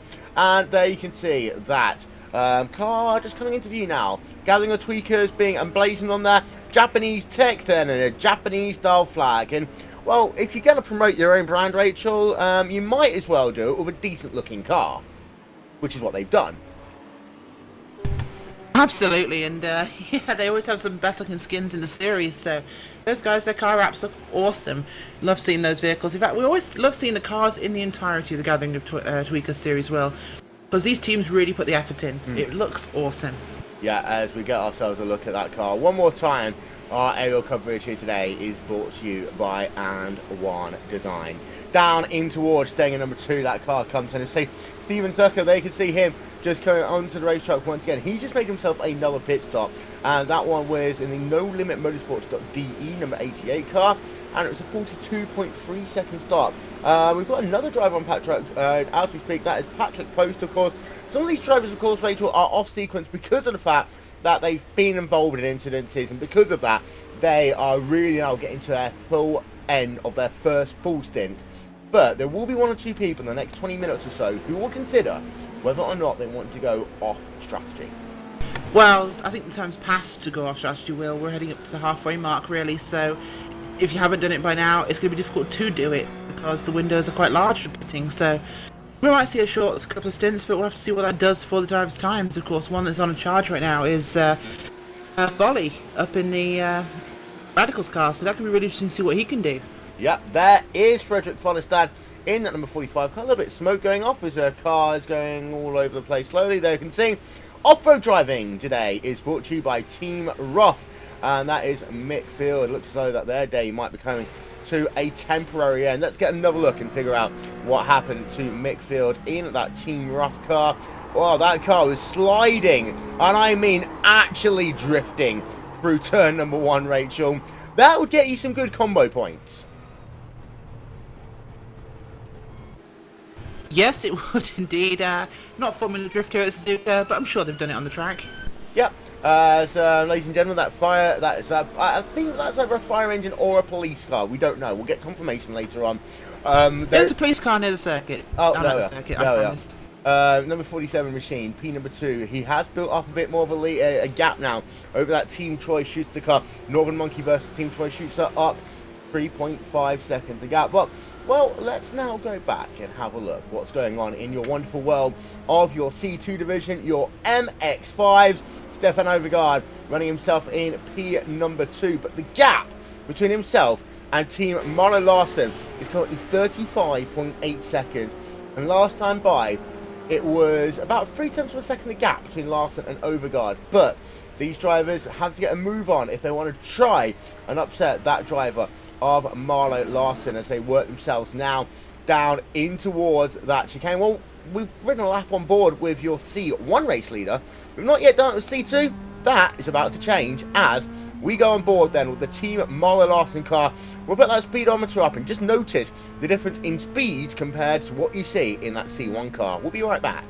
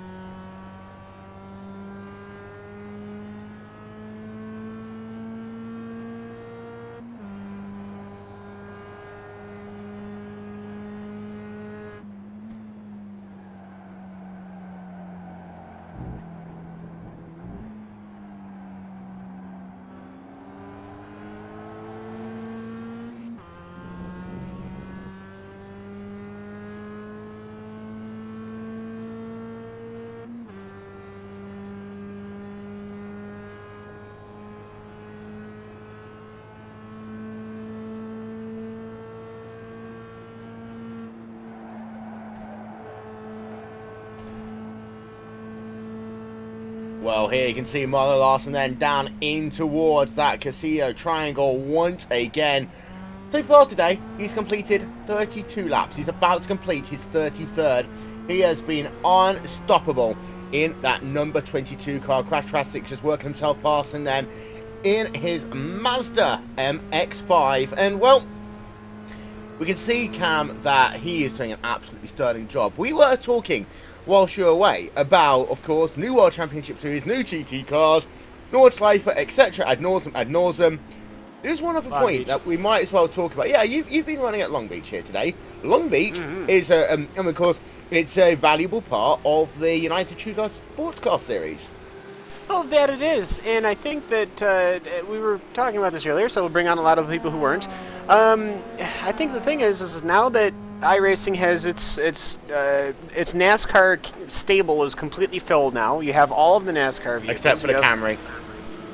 Well, yeah, no, apart from the still. Xfinity Camry, we have to be sure. No Oh Xfinity boy, Camry, yeah, no Ford in the F-150, no F-150 in the series either, actually, even no, though they there's don't run only a real one. No, they do actually. Oh, wow, that's... Like Anyways. Anyways, though, so now that we've got this full stable, other than updates that need to be done, like per se Watkins Glen, ultimately the stable is filled there. So now we can really start branching out, and now with the popularity, I mean, it's as far as NASCAR simulation goes, iRacing's it. I mean, really, iRacing is it. So it's now that it's fulfilled that, it can really start branching out and starting to really put a lot of effort into other things, like the Nordschleife, which we're seeing, like the McLaren Formula One car, which we're gonna get. Not. Hopefully, we can get one that's like works right. Sorry, I'm going to interrupt you quickly. We just saw that a two-car incident. This is down at the chicane. There we can see there are two separate incidents that went on there. You'll notice the Mazda on the right-hand side of your screen. These two cars didn't make contact. Well, that Team Ruf car, it's the second time he's had himself an incident in just a couple of moments. And there you can see it's not that car. It's actually his teammate. But a Mazda and also a Ruf involved in incidents pretty much at the same time. As we can see there out front, we still got a 30.2 seconds. I'm going to let you continue now, Cam. Well, it's just, so we've got this stable of NASCAR content, which is great, by the way. And I know there's a lot of people who are not huge fans of NASCAR, but it's great to have that in the service. So now we've got this where we can really start pushing into other venues. We're getting a brand new Formula One car, which we can all make jokes about, but we're getting a brand new... Yeah, we're getting a brand new Formula One car. I mean, that is not something that normally happens, especially when you have, in the past, we've had, BTCC cars that have been signed, like a Honda, yet the team was so particular about the data that they were giving iRacing, couldn't make the cars. So to have a connection with a Formula One team, to allow iRacing to do this, that's a big deal. You've got all these GT3 cars, which now I think manufacturers are really starting to learn that the younger peoples are really starting to come into endurance racing. I mean, they just did, Le Mans just got done today. It's huge. It's very popular. 265,000 people. That's getting to the height of they're going to be making Indy start pooing their pants as far as them being the biggest event in the world goes. Absolutely. And so you have endurance racing, which is becoming extremely popular. Formula One, as far as an innovation, doesn't really happen anymore. So now you've got these, a four-cylinder Porsche has just won at Le Mans. I mean, a four-cylinder. There's only four of them. Doop, doop, doop. So that just won at Le Mans. And now you're getting this innovation, this hybrid technology, all these really cool things. So that's a lot of interest. And now iRacing is able, with the NASCAR kennel full, to start going into this other branches, to have things like Long Beach completed, which has been announced, though there's no timetable, to have Imola, which is coming soon, to have the Nurburgring and the Nordschleife be coming, to have that whole stable of tracks in the UK that are signed. Hopefully they can really start getting work on that, the new Silverstone. And so in the next couple of years, at least as far as content goes, especially with new features like DirectX 11, iRacing is really going to start pushing the road course series, and I'm all for that. Well, one thing, Cam, that's been probably talked about more on the oval side of things and the road side perhaps, but it's the dynamic track that's coming with DX11. We were expecting it this season, but of course next season it should be coming. Yeah, but very quickly, that's a major thing. Very quickly, we did just see cup of tea racing there, ladies and gentlemen. This is why you don't drink even a cup of tea whilst driving, because you are going to hit the God. wall eventually, okay? Oh, right into the grass. Yeah, so Cup of Tea Racing, a big impact to Taxi that. That's while built to the driving. saucer, didn't it? Yeah, so don't drink a cup of tea whilst driving. Get an Uber instead. I really want Uber to sponsor us, just to let you know. I'll put that one out I don't there. even know what that is. Just put that one out there. Well, this year, Uber's like one of these taxi companies that you get with your mobile phone. But at Indy Oh, this I know year, what it is now. Okay. Yeah, but at Indy this year, you could, if you requested the right Uber at the right time, they'll give you a free ride in the IndyCar 2-seater, which is amazing. Nice. But yeah, Rachel, you're making your point about DX11. I rudely interrupted you. I was actually making a point about dynamic track, of course, which means that, for example, during an endurance race, with the potential for with DS11 day-night transitions, you'll find not only will the track rubber up through the race, but of course, as the track temperature changes at night, and in the early morning fog we expect in places like the valleys of Spa and near Le Mans, we'll have that track changing through the night. We'll have it'll constantly be evolving. These teams will have to keep tweaking on these cars and making changes where they can. Tire pressures, be it suspension changes, whatever they can do in the in-car settings, but that'll be huge because they'll have to actually physically work as a team all race. Yeah. I was going to say, you're going to need smart people. Well, if you So notice most of Le us are Mans- screwed. Yeah, if you look at Le Mans this year, it's a I'm a perfect crew chief, thank example. you. The amount of rubber that you could see off of the racing circuit as a 185 car, they do a little bit of. He's going to hit the wall. He does. No, he doesn't. just. That was close. That was incredibly close. The KBC Auto Lease machine, Wim Stockton's behind the wheel of that one. Well, he was about as close as you can get to hitting the wall without hitting the wall. Does mean that he's going to be under pressure from the TFE Motorsports car of Rory McCosen right now in that number 55 car. But the Le Mans this year, you had so much rubber buildup off the side of the racetrack. You get that in 24-hour races. Of course, this year they have a lot less, especially now we have things like the Code 60s in WEC, and then of course you've got the slow car zones in Le Mans. You don't get it the same way as you do in America, where you get you get these sweepy trucks out, etc., etc. It means the groove narrows over the course of a race. Trucks. The sweepy trucks, the jet dryers. Yeah, no, I know what you're talking about, but yes. And for those of you who are wondering what we're babbling on about, when iRacing, there was a question and answer session where it was Tony Gardner. Radicals would have spun. Oh dear. And no, Folstad, which that's one? spun. It's Folly, and Folly Yes, doesn't out to the spin. hairpin. Folly He never lost the back spins. end. Well, he does obviously spin, but he doesn't normally spin. We'll get ourselves another look at that one for you. So there you can see this is down in towards the hairpin. Let's go on board with that driver of Frederick Folstad and slows. Oh, you know what he did? He hit the rev limiter there. He just shifted at the wrong point and back into that car, turned around because of it. This is a very uncharacteristic thing there for Frederick Folstad. He doesn't generally do this one. He didn't hit anything. He is still going, but that is uncharacteristic. Yeah, he is now officially a lap down as well, because there is your leader. It's not particularly hard to make a misshift either. No. That's it is something that is easy to do, and obviously in a turn like the hairpin, you do that, it is going to wing that thing right around. That engine is going to drag itself around under the shifting. But boy, that's too rough. He didn't hit anything though, and that's good. Oh, I'm sorry. I didn't mean to do that one. But yes. Very funny, Cam. I'm sorry. Gosh. Out with you. Off. Right. So, well, with the Radicals car spinning like that, I mean, that's just that's tough. But you know what? These guys are getting into it, and they'll well, they should be into it by now. We've been racing for over an hour and a half. But either way, I mean, the Radicals are just gonna. I like seeing them not in something that's not the HPD. That's kind of one thing I do like about the Radicals team, Well, is they that do they're not run. afraid They to run go everything. to other cars. That's what I mean. They're not afraid to run to other cars. You do have some teams where it's like, no, this is it. This is our craft. Yeah. This is what we're good at. But We no, see- these guys, they do anything. We see Radicals Apart from Indy riding. cars. Yeah, no. I have seen them in Indy cars. Just let you know. Yeah, no, Rory I've seen them in McCosen Indy is now cars. ahead. I'm not saying they're as good in Indy cars. Yeah, Rory McCosen's just moved himself ahead there of Wim Stockmans to move himself up into P5. We saw that one as we rode ourselves along board with him as he moves himself up into P5. Now, actually, the TFE Motorsports car is one of your biggest movers in the field recovery-wise, but they are down 2 places from where they started the race, which, you know, is a little bit of a different story. But they could well have been really there in the hunt in this event, but of course they're involved in the turn 1, lap 1 incident, shall we say, and that is why they are why they are. Kerfuffle. I like that word, kerfuffle. But to go back Should we to not use Radicals. Fraccar again? No. For as far as Radicals cars, I've seen them running in the RaceSpotTV World Championship Grand Prix Series. You've seen them running in GT cars and also LMP cars. I've seen them in Skip Barbers. I've seen them in Indy cars. I've even seen them in NASCAR, Cam.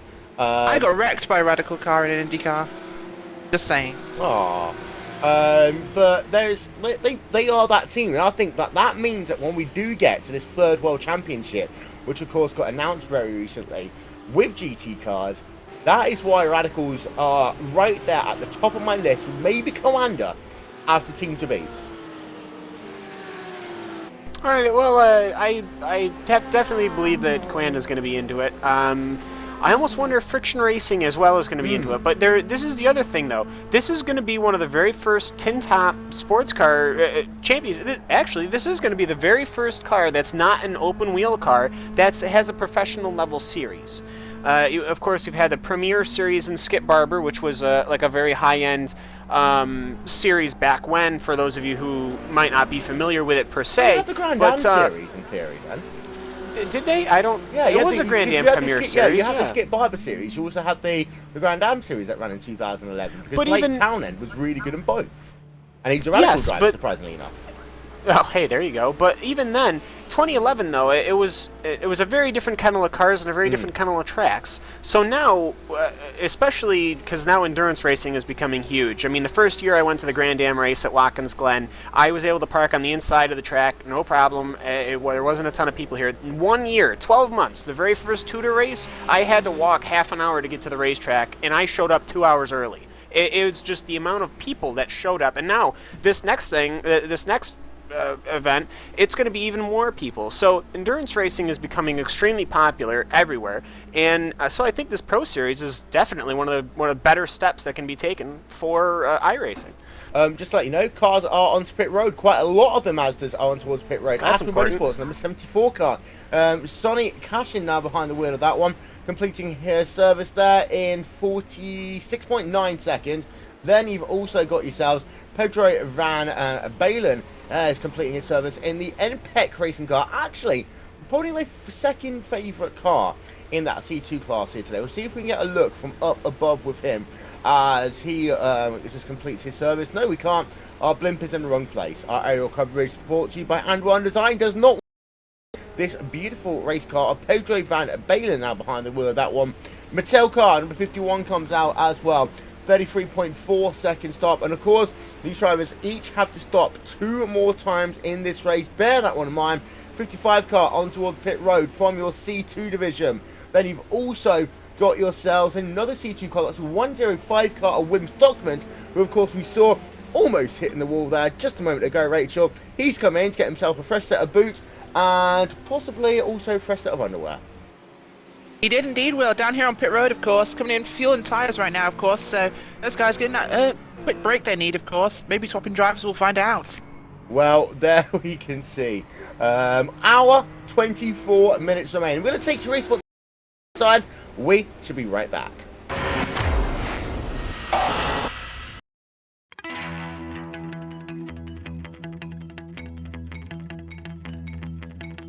It's been a very long off-season. Teams have changed, sponsors have changed, colors and all, but one thing that hasn't, they like to mash the loud pedal. Green flag is out on the 2015 NASCAR Peak Antifreeze Series season. iRacing is the ideal platform for these broadcasts because we have the best racers, the best online racers in the world, and we have such a variety of racing, from NASCAR to Grand Prix style racing, sports car, endurance racing. We do it all. Since 2010, the iRacing.com World Championship Grand Prix Series has been the absolute pinnacle of road racing in a simulated form. Great start then by Yakoda from the front. They're packing up behind number 1. They're going to be 4 wide as they come down into turn number 1 for the first time. Will they make it through that first corner? You can see them funneling through the center S's. It looks as though everyone is just about made it through. We have got ourselves some contact though, Rachel. Side by side going into turns 3 and 4. Humpy's got the advantage, but Ottinger's not going to. Oh, he got into him! Ottinger gets into the 58, turns right into him, and that ends Ottinger's run.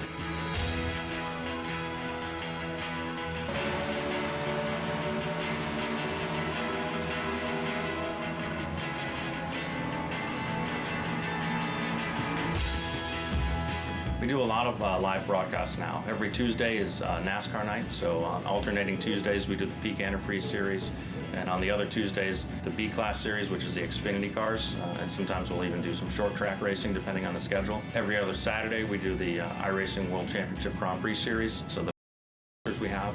And we also broadcast some special events, including the Endurance Championship, which is part of the Road Warriors series. So we broadcast the Daytona 24, the Sebring 12-hour, we'll do the Watkins Glen 6-hour, several other races along there. And then, of course, the iRacing Pro Racing Champions, which is usually our biggest and most watched event of the year.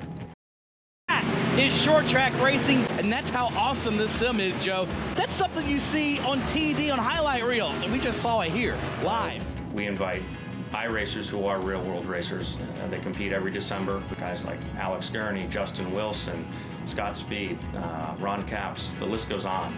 Really some big-name drivers from all major forms of motorsport. It's really neat to see them get together and race together. See Laughlin up top, down to the ball, gets turned! Laughlin gets turned! Caution is out foul at the front of the field! The easiest place to find the broadcast is on our website, iracing.com/live. So you can find some of our races on fanschoice.tv as well. A nice place to find iRacing broadcasts. You can also find it at mrn.com and peakauto.com.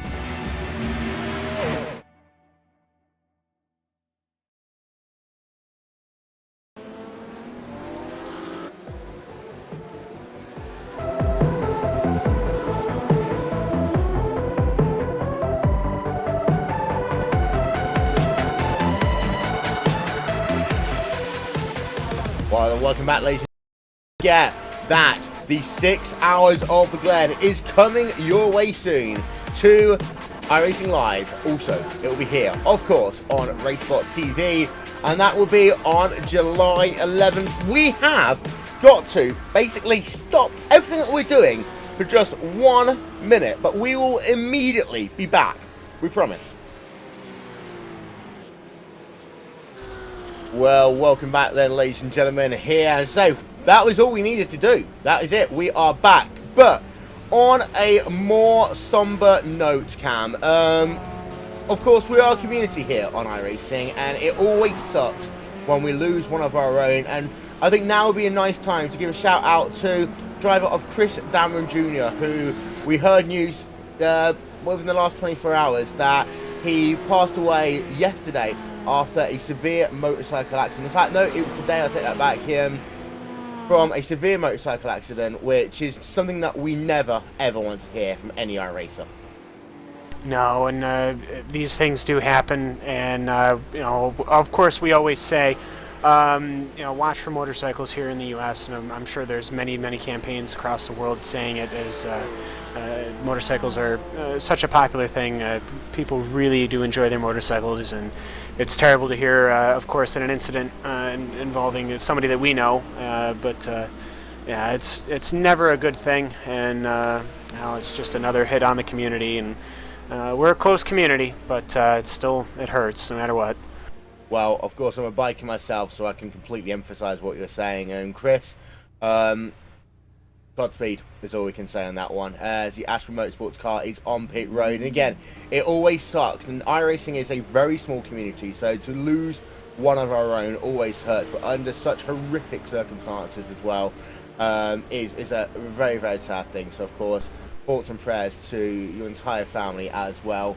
But the thing is, Cam, as well, is that the community are a community, because when times get tough, we rally around each other, we get stronger, and we know what we do better than anything else: we race. Oh, that we do, and there's always going to be races for us. There's always going to be a strong community and things like that. You start thinking of the other names who we've had memorial races for, and whom we join together as a community about. So hopefully we can something like that can certainly happen. But boy, it's just it's rough. But you know, we're still going to be here. We're still going to be racing, and it's just a short one person, you know, and that's never. It's never a good thing. Robert DeRouge in the number 79 car, just doing himself his second service of the day. 1 hour 17 minutes remaining. It is worth noting that these drivers, none of them's really gone into fuel safe mode, I don't think. They are all going to do a full stint now, and then they're going to top it up towards the end. And no one's really going to try and do that risky strategy third stint into something a little bit different, just to try and get it so that they've got fresher tyres towards the end. Who knows what these drivers are thinking, but they look as though they're all doing the simple option right now.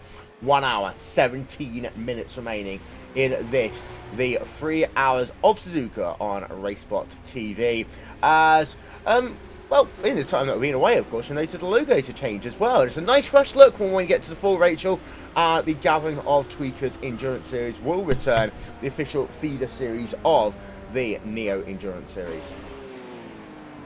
It is indeed, and I'll certainly be looking forward to seeing that one happen, because it's going to be incredible to see what happens next season. Of course, we had a brilliant season this time around, so it can only get better. Looking through the field, there's Racing Lions car, Neil Heckins on towards pit road. There you can see, slowing it all the way down. This is one of the slowest pit roads in all of motor racing, Cam. It is miserably slow in and out, and that is why I was a little bit surprised that no one was going to try and fuel save. I just don't think that anyone could have the opportunity with the lap times here. Yeah, well, the thing with Suzuka, especially, well, it's a difficult pit entry at that, even though it is just a straight line.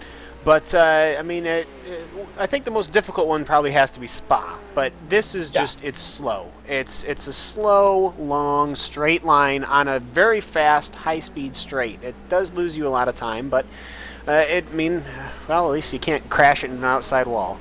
Yeah, we've seen that one before. And, of course, we all know probably the most famous pit entry incident of all time. David Coulthard, 1995, Australia. Never let him live it down. Michael Postima getting behind the wheel of that Racing Lions car. Neil Heckins is out of the car after a double stint. So, well, he's done himself an hour 45. That means 1 hour and 15 minutes remaining for his teammate. The one thing that will be worth noting here, Rachel, as well, is that for these drivers, if they have got a second person, then they can't just put them in on that final stint. They will probably have to get in the car now, or they will have to make it so that final stint lasts. I'm just doing here. It's got to last, in my opinion, 25 divided by 2, some really random stuff, about 25, 30 minutes. Yeah, it should be about that much, and, well, that'll be a stretch at this stage. Well, let's get a run through your field then. Here from the GoT 3 Hours of Suzuka, there are your standings in the C1 class. It is still at number 19 car, Olwacheski leading the way, 44 seconds. The reason why that gap is so high is A, because Olwacheski is so good, but also we had ourselves 2 or 3 drivers who had a good chance to win this race out turn 1, lap number 1. Schuster is in 3rd in your C1 class, with then Humbert in 4th, DeWitt in 5th, Jurassen, Follestad and McCrossen rounding out your top A in your C2 class. Well, Larson has been absolutely dominant. He's got himself now a 1 minute 14. He's actually just come out of pit road. There we can see him coming out of pit road, 41.2 second start with a minute's advantage over the competition. Overgaard is in 3rd, then Brundwink, Ilbrink, Postima, Kanchin and Herber. They are your top 8 drivers in that one. Well, we are getting close to it being 1 hour remaining in that race. You know what, Cam? My stretcher just fell out. Your what? My stretcher. I'll tell you what. Yeah, Packardon is on pit road right now. So this is from P number 2. He is on towards pit road to do himself 1 more pit stop. We can see that another driver has just made himself a pit stop. And that is your driver who leads the way in, C1. Potgear. Karol Wojcicki. He's still driving that one. So he still continues to push it along, 33.8 seconds. Schuster, well, we can see he's doing his stop right now. Yeah, Packardon there as well. Packardon will come out first in the Northern Monkey car. And of course, Monkey versus Schuster, that was a close one earlier on. As well, out and away then will come the Northern Monkey machine of Jero Packardon, 33.1 seconds, Rachel. Yeah, I'm sorry, that's still kind of mentally giggling after your comment of Monkey versus Schuster. They're coming out now, see exactly what they can do in terms of making up some time here, actually, because not as close as they'd like it to be, but they can certainly find some more time. Yeah, you know what, every time I've been thinking about the Northern Monkey car, look how close that one was on the exit there of the S's in towards Dunlop. all race long, Rachel, every time I see the Northern Monkey car, I do l'essence sur la branche. L'essence in the nord, c'est sur la branche. I think, yeah, actually, that's not far wrong, but there's certainly been an entertaining car in this field so far. They've had a few wiggles and slides and moments, but they're pushing that thing hard, so it's great to see them up there in second place. If no one Not much knows they can what do I in terms of mean, going after first. Yeah, if no one knows what I mean, Eddie Izzard is one of my favourite moments. As Vincent Lurber in the past left racing car is on pit road. It's one of my favourite moments, actually, of any comedy thing he's done after the Death Star Cam. Am I allowed to say Death Star without getting in trouble from Lucasfilm Cam? I think you can, I'm but pretty I confident. will have to interrupt. Oh, I just got an email from Lucas. We are getting sued. Thanks, Will. Yeah, Yay! I have to actually disagree with you there, Will, because the Death Star Canteen is only surpassed by one other sketch, and that is Cake or Death. Well, yeah, cake. There we are. So there's no cake left for you. It's death only. Chicken? Yeah, chicken. Yeah. There we can see Humbert still running in the DLC racing car. That gap though between himself and Perkinen, well, it's a pit stops gap, which is why that Humbert is right on the rear. Of course, Pankinen is full of fuel, and it's that time here, Cam, that you've got to be careful. You've got to remember the fact that some of these people are on different strategies to you, and you don't want to be taken aggressive, wanting to make a fuel number, even though Humbert's now towards pit road. Please disregard that comment completely, and find me a lawyer for the Lucasfilm thing. Okay, I'll get it right on it. But you also, the other thing is everyone's tires are at different degrees of being ripped apart. Not only with the fuel strategy, but these tires, especially on these C-specs, they're running slicks. So it is, they do degrade, and so as such, you do have to be mindful of other people's tires wear too. Well, here you can see it then. On towards pit road is that driver, JCL Sim Racing, Stephen Humbert.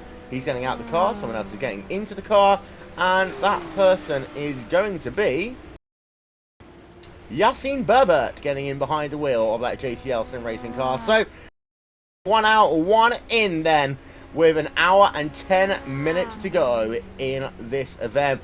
That pit stop timer is continuing, 25, 26, 27, continuing along for Babbitt, as he'll be about 32 seconds. Indeed, it is 32 seconds back out onto the racetrack. He will come. Let's go back and have a look in your C2 field. We've got ourselves a little battle going on, Rachel. This is between, well, 2 drivers there, and then there's many other drivers around them. You've got Skidmark Racing Team, and then you've got the P1 TV Motorsports VLN number 1 team. We do indeed, and they've just been passed by a train of 2 C1 cars. That made it interesting for a moment there, but yep, Skidmark on the chase for the P1 TV Motorsports VLN1 car. That's a mouthful. A bit like cake. But yeah, they're chasing him down through the spoon curves right now, of course, and they're trying to find something. Look at the inside here, exiting spoon 2. That's optimistic, but he makes it stick. Incredibly good move there by the Skidmark Racing Team car. Yeah, and we'll also have the inside line down into 130R as well. You can see that. We'll put the speed chart up for you. Actually, no, we've got a bit of a comeback going on here. As that Skidmark team car side by side. That is crazy, down into the wards of 130R.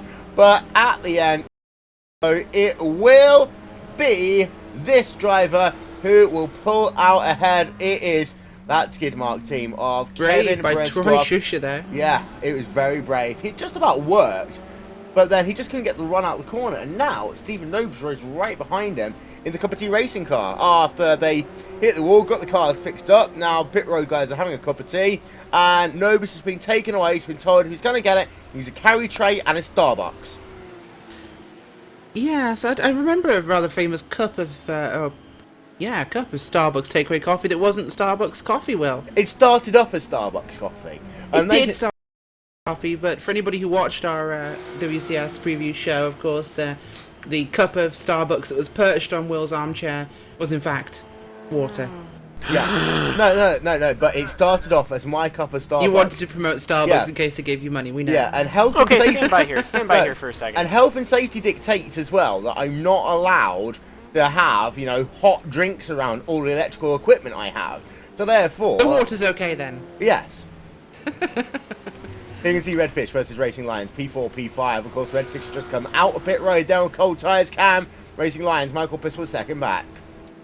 Yes, and on those cold tires, obviously gonna warm up, gonna get used to it once again, get back on the thing, and also with such a long pit road, it kind of gives you, it almost takes you out of the game, really.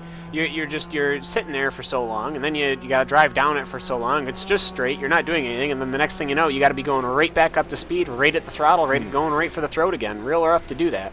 Well, of course, people forget that because it's a downhill pit road, this is probably one of the more boring pit roads, and that you've got to definitely make sure you definitely hold on the brake, because otherwise you're going to start rolling forward.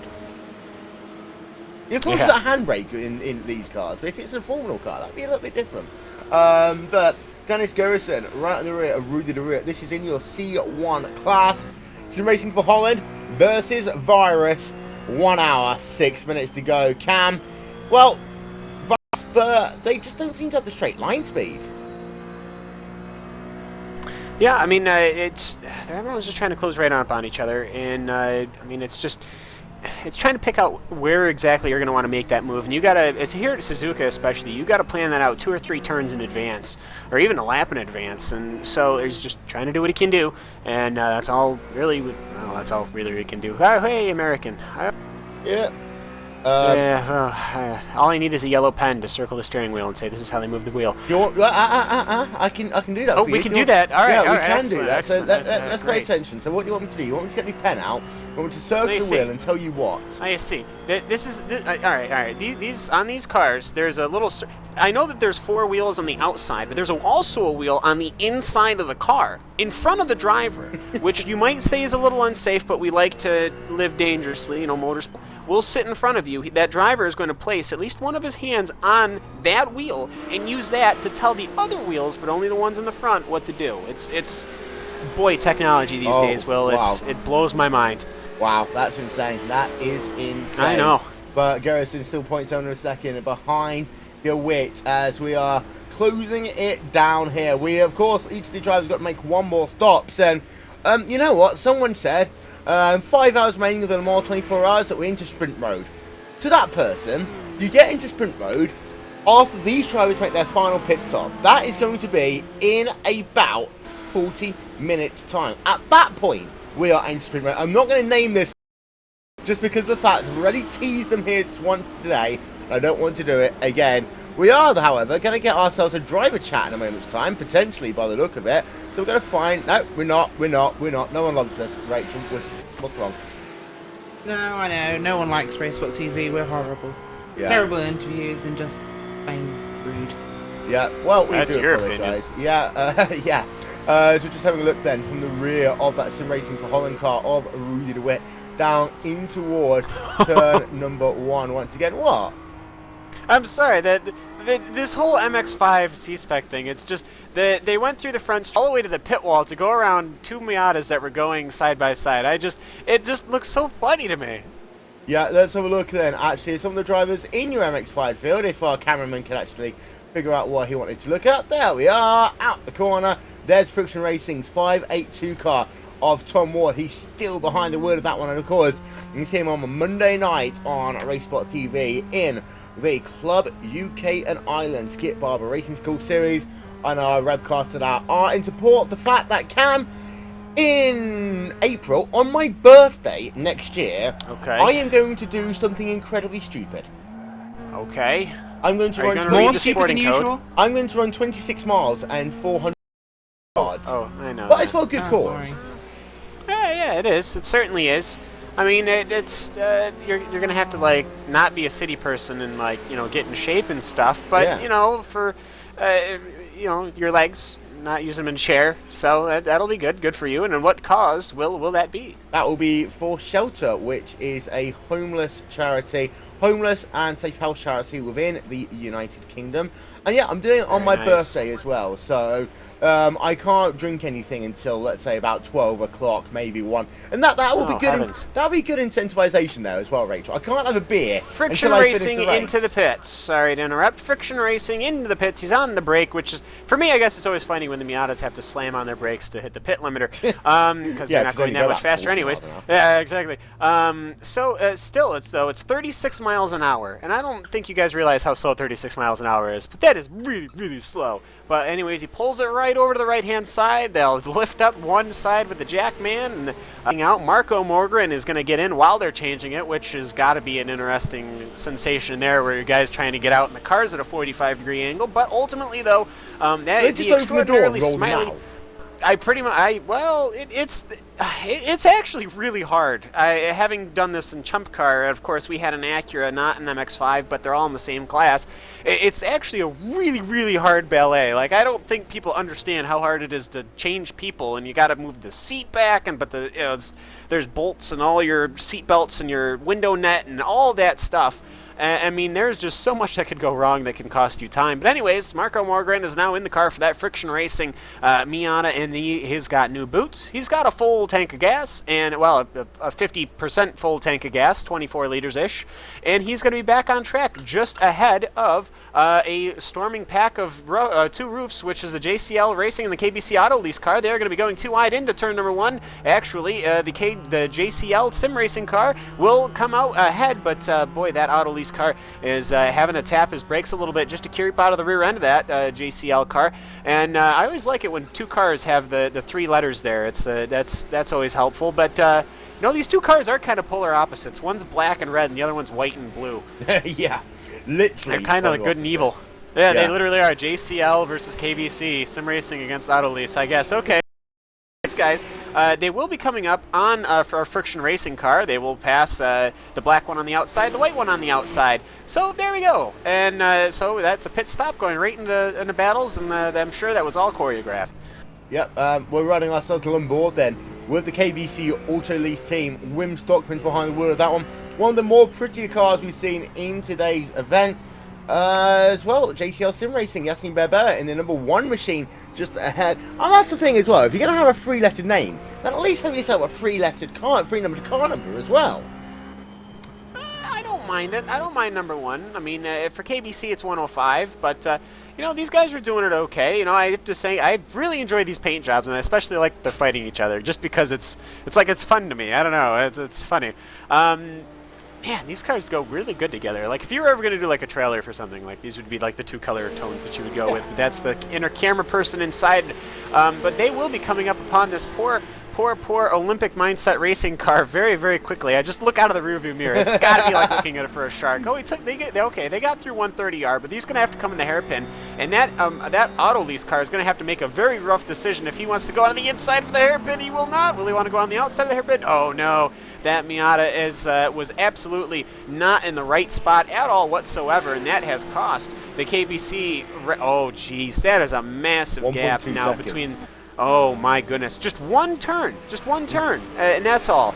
Well, this comes back to something we said at the start of this broadcast, that you might lose 5 seconds a lap, and I don't think you are racing until you run Road Atlanta for that reason. Oh yeah. Because you are going to have to potentially spend, you know, a good 5-6 corners. Yeah. Sector 1. The entire last section, from the chicane onward behind a car until you get onto the front stretch. I love Road Atlanta. Turn 2 to turn 5, you're going to have to stay behind. You can make it work. No, it's scary. You can make it work. It is scary if you do that. It's not something you want to do all the time. Especially up the hill, out that final chicane, down the hill, because it's so dangerous to do it any other way. You can't see what's ahead of you most of the time.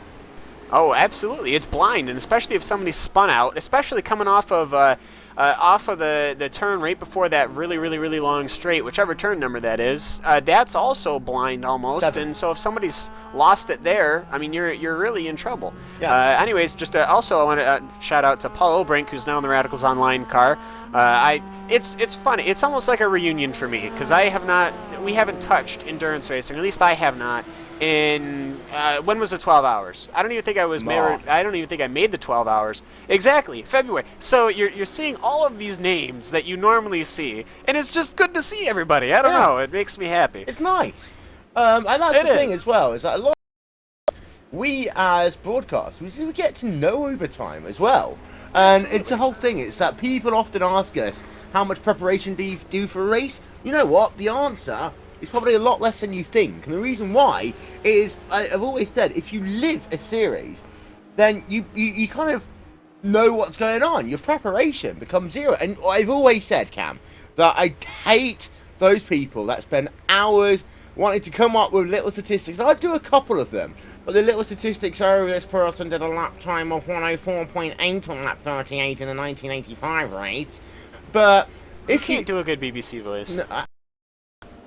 No. I'll do one in a minute. Keep going. No, but I was thinking, it's like what you don't get. What you don't get with that is you don't get any passion about it. You all you care about is numbers and X's and O's. And if you actually know the people in this race, you get to know the history a lot more. Oh yeah, and it's just it's being familiar with the drivers too. As Pot Gear car of Karol Wojciechowski, has he been in the car the entire race? Oh gee, is he going to be in the car the whole race? There isn't a driver requirement, is there? I'm not sure. We'll find out. I'll find out. We'll see, find out. This is when we're talking about things that we don't need to know, like about lap times and stuff. This is something that we probably should. Yeah, you know. But you know, it's knowing the people and the teams, and it's all interacting. You see these people week in and week out throughout the winter months, which that's kind of where the height of road racing, sim racing goes. I mean, just because you know it's the winter, nobody's going to go outside and shovel. You know, so we're all going to get together and enjoy sim racing. So obviously during the summer we're all partying, or if you're under 18 or if you're under 21, not getting drunk. Or if you're don't do that. in the UK and you're under 18, or in Spain under age 16. Yeah, well, 18 in Her Majesty's. Canada's 18. Canada's 18. If you're Canadian, you know, pour one out. But well, to be fair, they can't really. need it. It's that cold. You know, a nice shop Canadian club when it's cold. They are, and I've been watching this Pot Gear car go around. He is getting extremely comfortable with dropping two wheels onto the dirt. He just came off of the hairpin. That was frightening. I don't actually know how he saved that, but he just, both wheels dropped past the white line onto the grass, coming out of the hairpin, going up to the top of that, what corner, what is it, the spoon where it's the double left-hander? Yeah. Yeah, and so he just had no problem dropping those two wheels, and boy, that is starting to get frightening. Well, I am going to have to put my BBC voice. In 1988, when Ayrton Senna had himself a moment in the Monaco Grand Prix, when his race control team told him to slow it down and to stop pushing, bring the car home, because he had a rather large gap. And then, of course, Ayrton Senna crashed the car at the Monaco Grand Prix of 1988. Therefore, Pot Gear and Karol Wojciechowski are still pushing hard with 54 minutes and 30 seconds remaining. This is BBC. Yeah, I'm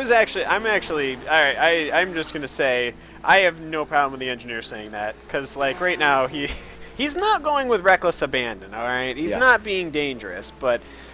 It's getting a little close, but no. So that all-white roof is doing a very good job. Wojciechowski is doing a very good job. Actually, I think it's not Wojciechowski. I think it's Wojciechowski. There's the whole middle syllable that I'm skipping over. Have you ever also watched the hard Day part On of being White a and Dan commentator. O'Toole? What's that? Have you ever watched Day On White and Dan O'Toole talk about? I don't even know who those people are. Oh, you see, they're the two greatest news anchors in the world. Oh, they're Fox Sports guys. I knew they sounded familiar. Yeah, but they used to work for TSN in Canada. And there's a person who plays for a team who's called Sergei Bobrovsky. Bobrovsky. No, It's Bobrovsky. Bobrovsky for Chovsky. There we are. Our Russian, of course, isn't that good. Okay. Have you Google translated it and see what it's coming up? No. I have to stare at the word really angrily, and then like I'll figure it out. Yeah. This is the other thing about commentators. We spend most of our time trying to figure out how to say people's names. Well, yeah, and in races like really this, hard. we don't know in advance. Like the ISN.com World Championship Grand Prix Series, if I don't know their name by week 4, I can get a slap round the head. But in this, it's like we see some interesting names. For example, Yassine Baber. Is it Baber or is it Babette? Benningshoff.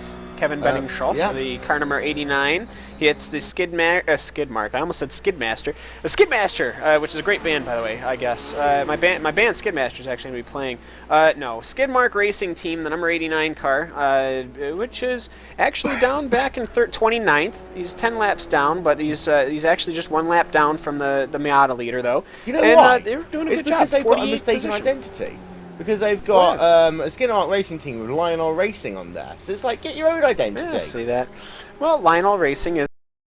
and they do die-cast car. No, I don't think you do. No, you're not.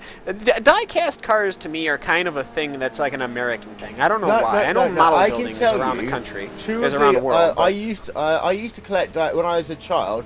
I had the 1996 mini champs. I think it was mini champs. We did them. I had the 1996 Damon Hill with you remember the 96 Australian Grand Prix? Yeah, but you get Formula One things though. Yeah, and also there was once they messed up. So I had a 1997 McLaren in the 1998 box, a 1998 McLaren in the 1997 box. Oh heavens! I know, and they were worth a lot of money. I mean, I have like NASCAR stuff. So Yeah. I mean, I grew up. I mean, you know, your grandparents always get you NASCAR die-cast cars, and so you know that's Lionel Racing does a very good job doing that. I don't buy any models anymore, obviously, but you know, hey. It's only because you just got married. You're not allowed anymore. Oh no, well, hey, I'm lucky enough I can get on the computer. You caused me enough trouble there, Mr. Will Vincent.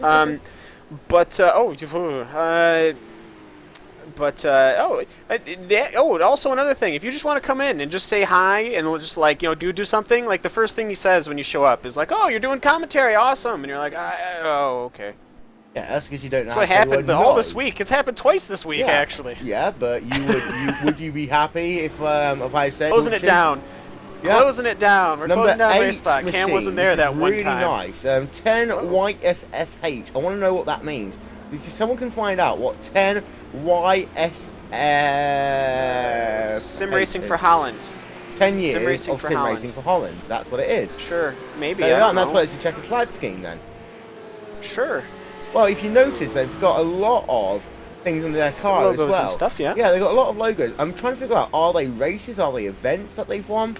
Yep. Paul Those are names. Wilfred, Those are all names. Yeah, they're all It's people who've Rudd run Sim DeWitt Racing is for on the Holland. bottom right. Yeah. Yeah, Rudd DeWitt is on the bottom right. Yeah, all right. So we are, What, do you want to go through the names on the hood? No. Like, you want to put a camera on the...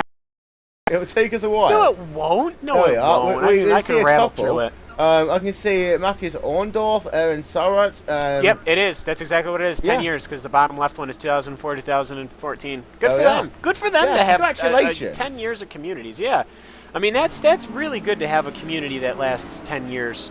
You know, and then to have good friends and stuff like that. I mean that's really good. And speaking really of communities. Cam's getting on his little thing again. Stop me just at any point. Okay. It's okay. But no, like having communities and stuff like that. It's really difficult to have a community that lasts for any period of time, especially going through multiple games, because obviously in 10 years games change and people change, and you know I get married and you know whatever. Will hits the lotto and never wants to talk to anybody ever again or something. I don't know. But it's good for them to keep that core group of people, to keep a community together like that, and that's always a great thing to do. I mean, in sim racing, it's hard to talk about video games because I draw a parallel between the two. They're not the same. But in video games, you have a lot of different communities, as we do have two cars on pit road, the Mattel Racing Team and the Cup of Tea Racing. I know. Are Tea both Racing on pit we road. saw because of the fact that they've splashed their tea over them and crashed again. Yes, but Mattel yes, they Racing did. Team are just completing their service, and they will be out and away in a moment as we're getting a look from our And the aerial coverage. JCL sim. The battle of the three-lettered named people is just really good because the TFE Motorsport car is now in front of the JCL sim race. I like this because everyone has 3 letters. It's great. Everybody do that now. Yeah. Just 3 letters. I don't have to remember anything. You need to rename Mattel Racing Team MRT then. No, I'm okay with Mattel because it's 2 syllables. Okay. I do think that's funny though. It does look like a Barbie car. That's It good. does. It really does. I get it. Your point. I agree with your point. The reason why is I've been a team owner for many years, but my first team lasted a year. Banshee Racing, right? Yeah, Banshee Autosport. Well, Banshee Autosport and AeroX. I mean, AeroX Racing have actually better than Banshee. The TFE car has gone off. The same. Where? What number? He went off and he's number 55. I figured by pointing out that there's a battle between 2 cars, the camera would have stayed on it. But okay, I guess I didn't enunciate that enough. But no, the TFE Motorsport car just got a little bit of pressure behind it coming out of Dunlop and ended up beefing it into the first 2, pretty much both of those corners going towards the hairpin. But ultimately, though, no damage to the car. They're called the Dengers, just to let you know. Whatever. I know there was a name for him, like Lesmo, but I only remember one track at a time. Yeah, there you can see this is off down at dang it number 2. Lots of smoke being kicked up there.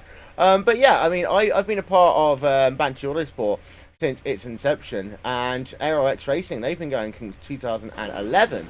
And you do get communities as well. You know, myself and Randy Cosno, every time we hook up in America, it's great. But then also, you talk about communities, and you talk about, you know, there are the individual communities here. And of course, every Thursday night before the Indy 500, you get all of the IndyCar crew out, and we get incredibly responsible for having the consumption of only one alcoholic beverage at a place called Main Event in Indianapolis. It's in Speedway, Indianapolis, actually.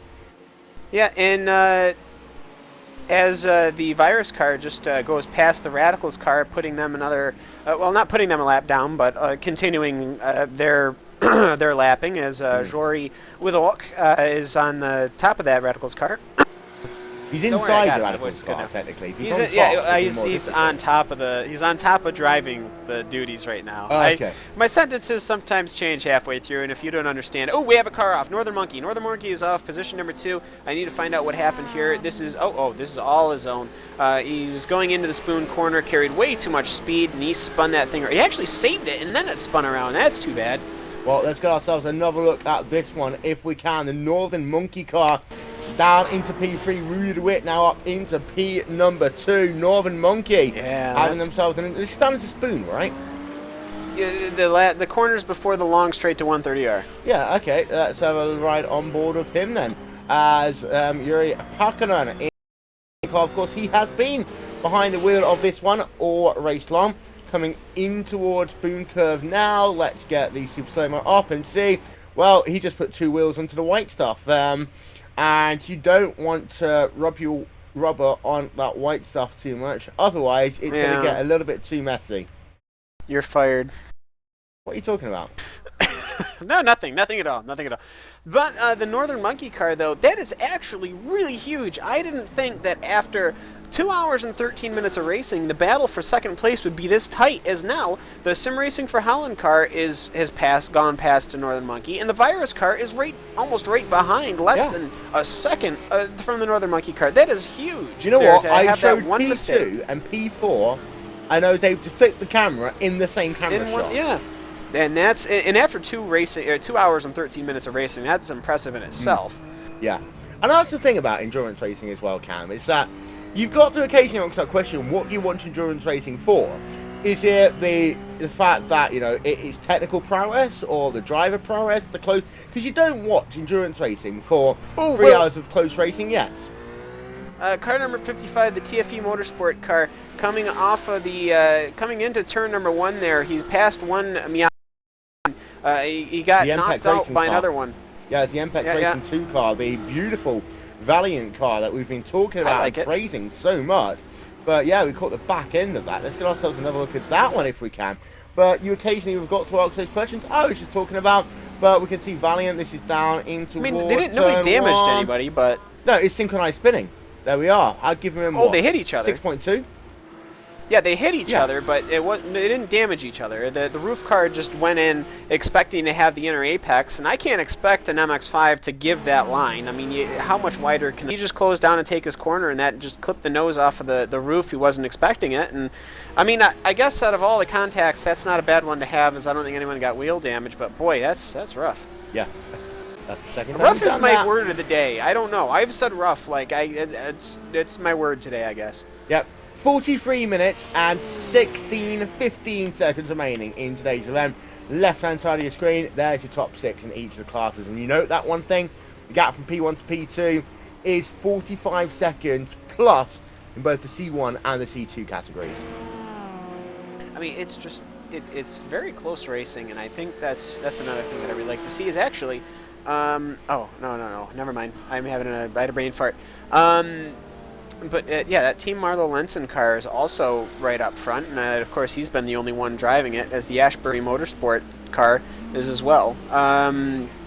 who's also been driven by a 7 car. It must be it must be you, but you can drive one car, one driver. It must be.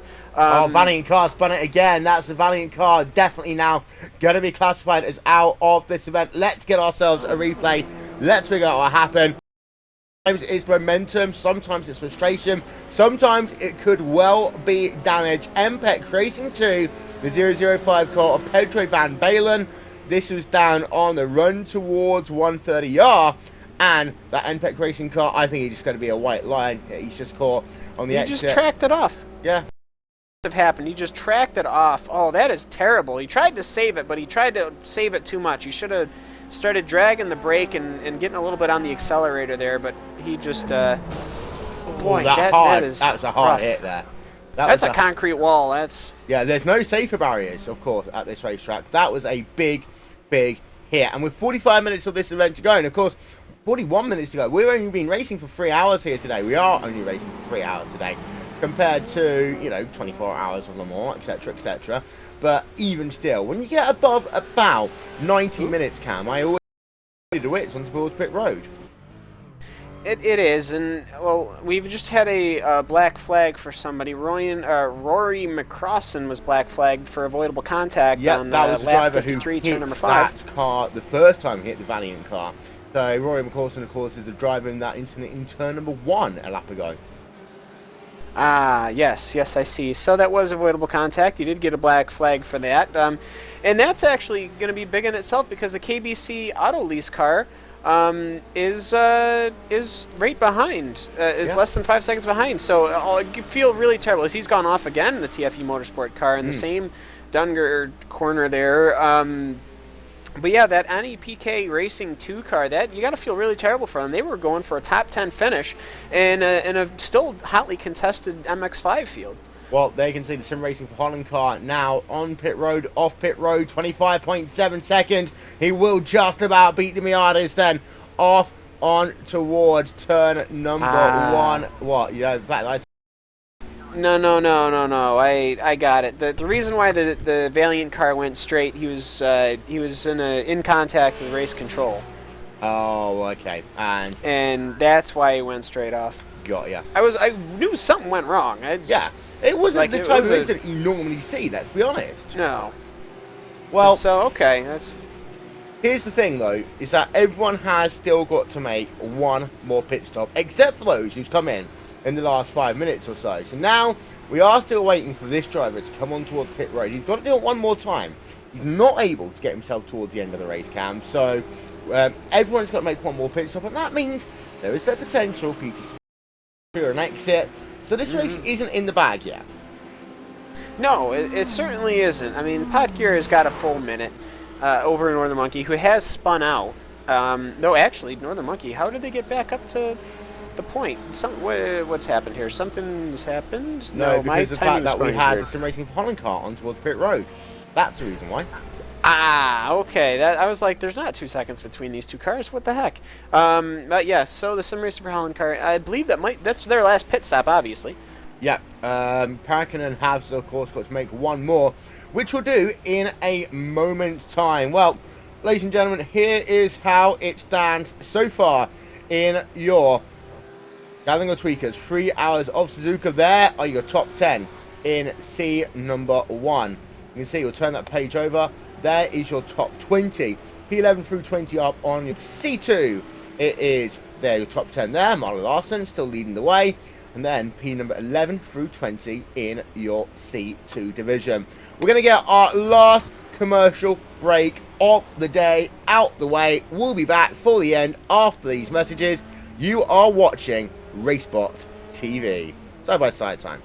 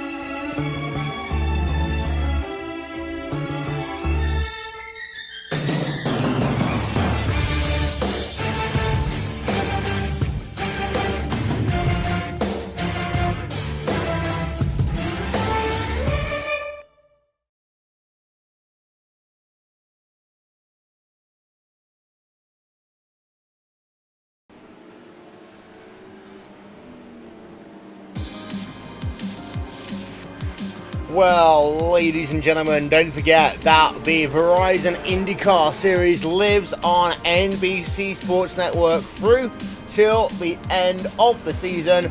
I have no idea what is currently going on, but the Honda Toronto Indy on. If you would like to watch that one, watch it after the race. Watch it on demand. Watch it after. We're more entertaining. I'm just actually trying to figure it out. And yeah, they're under yellow. So therefore, if they're in yellow, you watch us because we are not under yellow. And also, IndyCar road course, that never happens. Yeah, I know. And also, that guy is leading the race, and I don't like that guy. I really don't. No one likes that guy. Is it William Power? Yes, the man with the motivational name. Well, I tell you what. You know what? Today, Cam, you could see how much. You could see absolutely how much that Le Mans win meant to each of the courses, but particularly just for him, the way you could see in his eyes how much he wanted that one. Heck, I thought with the way the Dempsey, the Proton Porsche team with Patrick Dempsey, of course, and Patrick Long, who raced in the 2D Sports Car Championship, I'm going to be seeing very shortly. You could just see it in his eyes. I thought that they had won it just by the emotion that they had, just getting on the podium, which I guess has been the dream of what Patrick Dempsey, of course, the actor. He just wants to get on the podium, and they were able to do that. The emotion of that is not. Also, they're probably really delirious for sleeping for not having no sleep. But hey, I mean, it's just that's really great. But I mean, just celebrations of wins like that, and especially IndyCar or Le Mans or winning the Daytona 500 or winning the Daytona 24. That's one of the big reasons why I'm a really big fan of motorsports, because you can actually put in a lot of emotion, and a lot of people put a lot of effort into this stuff. And then you occasionally get people who are unemotional, and it's the thing. It's like you the always Tom got Brady's. to ask it. Yeah, you got to ask: Are they Are they just unemotional? They emotionally care? Dead. And if they don't care, this is good. I'll see you next week. Yeah. This was great. I know. Yeah, it was a good race. Good team. Yeah. We'll see you next week. I'm not allowed to. Oh, that was a weird pit entry there for Aspen Motorsports, Stefan Overgaard. I want to see if we can get another look at that. I don't think that was illegal. No, I don't think that was legal the way he entered. No, everything looks okay. Really, from that angle, I don't think he would. Ashbury. You're just coming onto pit road now. Yeah, we'll get ourselves another look. I don't think that's the right way on towards pit road. We'll get ourselves another look at this one, but here you can see pit entries on the left-hand side. I think you're talking about a different car. Now, I think, okay, maybe. You know what? I just got confused. There's about 14 different pit entries onto pit road here. And from that angle, scare me like that. It's a little bit weird. Leave me alone. I know what I'm doing. Oh my God! I am replaying it. I'm like, I don't know what's going on. Either way, Redfish is going to be taking over second place from Ashbury Motorsports. Actually, though, Redfish hasn't pitted. They have not taken their last pit. Or maybe they have. I'm not quite sure. But ultimately, Ashbury Motorsports haven't gotten their fuel. I don't know if they got tires. I don't really... Is tires something that you get? Yes, they did. They get tires. So, yeah, tires are something that you get. So the Ashbury Motorsports car is on its way. Why can't I see it? There it is. There it is. There it is. I'll tell you what, though, your C1 battle has completely changed on its head once again. The reason why is Jero Pankinen did himself a pit stop, and that was only 19 seconds long. So, well, Northern Monkey, l'essence est sur le bon, ici. Encore est 12 seconds ahead of the JCL Sim Racing car. And the Northern Monkey machine, well, has just kind of, I wouldn't say locked out, but used strategy to its advantage. And of course, sorry Rachel, I forgot that you're still here. The JCL Sim Racing car, about half a second be ahead of the Sim Racing for Holland car. These people are thinking about maybe battling for P2. Now it is for the final step on the podium. Well, exactly. It's important for them to get that step on the podium. Very important in this race indeed, but let's not forget, though, that, of course, P1 in both these classes have run away massively. So it is literally a battle for the final two steps on the podium. Well, we're right on board. And there's an MX-5 sitting right in front of him. Yeah, we're riding along board. That's the number 16 car on the exit of the S's. Car. He's just trying. Oh, no. Woo. Okay, all right. He fiddled that one around. He saved that one, but ultimately, though, he just lost himself 2 positions. Yeah. boy, oh boy, that is dramatic. What a scrap we have got going on right now for P3, P4, and P5 in your C1 division. Here's another look then at what happened. We're riding ourselves along board with this all the way through the S's. We're going to slow it down right about here. And, well, what happened there, Cam, is he tried to move. The Radicals car didn't play too nicely, but you sometimes ask, do they have to be nice? I think in that time, the Radicals car did come across on the run down to Dunlop. Yeah, going into Dunlop, I don't think he was, which is a normal entry for the MX-5. You do wing it a little bit to throw the weight to one side, and then you whip it to the other side to get your momentum going, but he was not expecting that, the JCL car, but he saved that. He muscled that. How many times have you seen a roof car spin around when it starts to spin out like that today? Yeah. He saved that car, and now he is ready to take it on to the next thing. Is actually they're heading towards 130R. They'll all go one single file.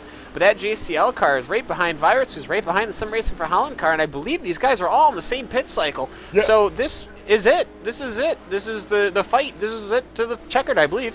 Dear Le Mans 24-hour commentator, presenter guy, this is a sprint to the finish. 30 minutes remaining in this. The Gallagher Tweakers, 3 hours of Suzuka. Berber was right up behind Dennis Garrison a moment ago. He falls back into line as they work themselves down in towards turn number 1. Well, Rachel, we are probably going to spend a lot of time talking about the C1 division. We can't forget the C2 lot. But the thing is, C2's very spread out, and this is very close over in C1. It is indeed, of course. It's just such a good battle up here at the front of us in the C1 class. But the guys from the Northern Monkeys team, who I keep thinking like the Arctic Monkeys, but never mind. Sim Racing for Holland have found their way up to a decent spot right now, but of course they are due for a pit stop in the not so immediate future. Yeah. So here we can see then these 3 drivers still battling very, very close. Let's get a look then on board with one of these drivers. It's the Virus car of Dennis Garrison, and you just notice how hard it is to work yourself through the traffic, Cam. How hard actually is it to focus in this detail? It's fairly hard simply because your entire focus is going to passing the car in front of you, which is an umbrella for so many other things. Trying to find your line, trying to pick your line, trying to remember where he's braking, trying to maybe where you need to actually brake to make the corner, where you can be faster, where your overspeed is going to be, and then you also just get these MX-5s that just appear out of nowhere because the guy in front of you dives at the last second, and then you got to react to that. I mean, there is a lot going on right now for these drivers, but I have to say the Virus car going through the lap cycles. The Virus pitted on lap 65. It was the JCL car, excuse me, that I wanted to think about. That his last pit stop was a long time ago, I believe. It's looking through the lap counts, so I believe that JCL car is going to have to come into the pits at some point. Well, yeah, I'll tell you what though, what a beautiful set of cars. Even though if you give a chance, I bet one of them will pass them if they can as they walk themselves. Well, you want to know who has in a sense, in a humorous little bit here, you want to know who has a great view of this fight? Who? The leader of the race, Potgier, and right Karol behind him? Vorcholski. Yeah, well, he's not right behind him, but he can see him in the distance, so. Well, yeah, actually, we'll have a look on board. You can see as they work through the S's, they're only a couple of corners ahead. Lap time's what, 2:03 around here. Of course, he has yet to pit your race leader. There is one of these drivers on the exit of Denger, number 2, Pankinen. There is Rudy DeWitt in towards the Dunlop corner right now. Go on. The real issue is going to be that they're coming up with the IRDK Endurance car, which is a fellow C1 car. So they have to pass, legitimate lap traffic plus the Miatas. Yeah. Oh, boy. And let's not forget, this is the number 95 machine. The IRDK Endurance car was supposed to be in the running. Yeah, it does look great. And of course, it was wiped out on lap number 1 of this event. Blue flag rules, they don't get out of my way. It means let's play nicely. But you can see that number 95 car is causing this to become He's probably going to let him go. Yeah, it's becoming concertinaed here. He's going to have to let him go on this straight. You just go to the left. As long as there isn't an MX-5. There is an MX-5. And just, oh boy. See, this is when things get interesting. So there's a, and that's the third position car too. Yep. So here you can In see the C2. IDK Oh, so they gotta endurance pass car. him They've there. got past him. Oh, boy. Now you can see he's going to probably stay in line for the time being. And Kim Vedor Osterby isn't yet moving out of the way. Maybe onto the front straightaway. Maybe the front straightaway seems the easiest place. As you can see, now through the triangle they come. There is P2, so P3, P4, P5 in class, right behind Kim Vedor. There we go. Now he does He it. goes over. Virus cars The thinking, virus wait car- a minute, no, I he's want to taking the toe, draft. thank you very much. Yeah, thank you. Yeah. I think he got he didn't get a position, but still though, I mean that's good from him. He's doing all the right things. He's being predictable, and that's very important. And there is your race leader. In the same shot, the number 19 car working himself past that number 56. Well, Rachel, yes, he's got a pit once again, but Cal Fojeski, if he can get himself right up to the rear, that is... It's that momentum thing I always talk about. Emotionally, that is going to be disappointing for these other That's drivers. a breaker. That's Yeah. Yeah, it's terrible for that to happen to those guys during this one. It's been a great race so far, and we're obviously, just about 25 minutes to go, so bad time for it to happen. Hot Gear leading the way in that number 19 car. I keep reading Top Gear, sorry. Yeah. Are we allowed to say potluck. that? I keep wanting to say potluck. No, not anymore. I It's really now think- the Jeremy, Richard, and James show. Yes. We have to call Coming it. soon to Netflix, probably. Yes. Or Sky. Ace Racing on pit road, Netflix. making their final Netflix. stop of the day. Well, and you know what? We talk about racing. How long do you think it will be until Netflix We picks do. up these series, Cam? Well, I mean, it's becoming extremely difficult to be. There are so many racing series that we can all watch and be super fans of that a lot of people are doing live streaming now. But the problem is that now there's no central core. There's no like that's one of the reasons why I'm a big fan of iRacing, because we have the community forums, which are only for the members, which is fine. Because you get people that can at least tell you, like, hey, there's going to be, a thing today, or as the JCL car thought about it. Nope, didn't go for it. So you get this issue where there's a lot of motorsport that you'd love to watch, but you really can't. So you got to try and find it on YouTube, which a lot of series do post, like Blancpain, Tudor, your IndyCar. They're all posting their races on YouTube. NASCAR IndyCar posts some don't races on anymore, and the reason thought- why... no, I thought they did. No, the reason why is because... They Randy post clips, Bernard, though. they post clips, but Randy Bernard is the stupidest idiot of all time. Yeah, And when he yeah, okay, renegotiated alright. the TV deal, he doesn't. The IndyCar don't know who owns their right to post online. You think that somebody would know, but it's just so it's great to have that, especially on a medium like YouTube. I don't know who uses YouTube though. I mean, a bunch of Muppets use YouTube. I mean, nobody uses YouTube. No, I mean, what's we the certainly YouTube? don't. We certainly don't. I mean, Yeah. I tell you. But it's a great medium, such as YouTube, and that allows us all to get together, especially with things like Twitter, because you can just tweet something. Hey, we're hosting right now. Hey, we're streaming right now. Hey, watch this. So it's good, but it's starting to become difficult to watch it on the TV. Watch it. Oh, they're gonna go past the friction racing car. That's a bad place to do it. Oh, Virus! That was close. And now Virus is going to tag that friction racing car. Let out the chrome horn. Oh, my goodness. Friction's into the wall. Friction into the wall. And also, Virus will lose a position there as well. A Well, I shame have for to that say, friction racing he's car. gonna That's lose- going to be a black flag. yeah.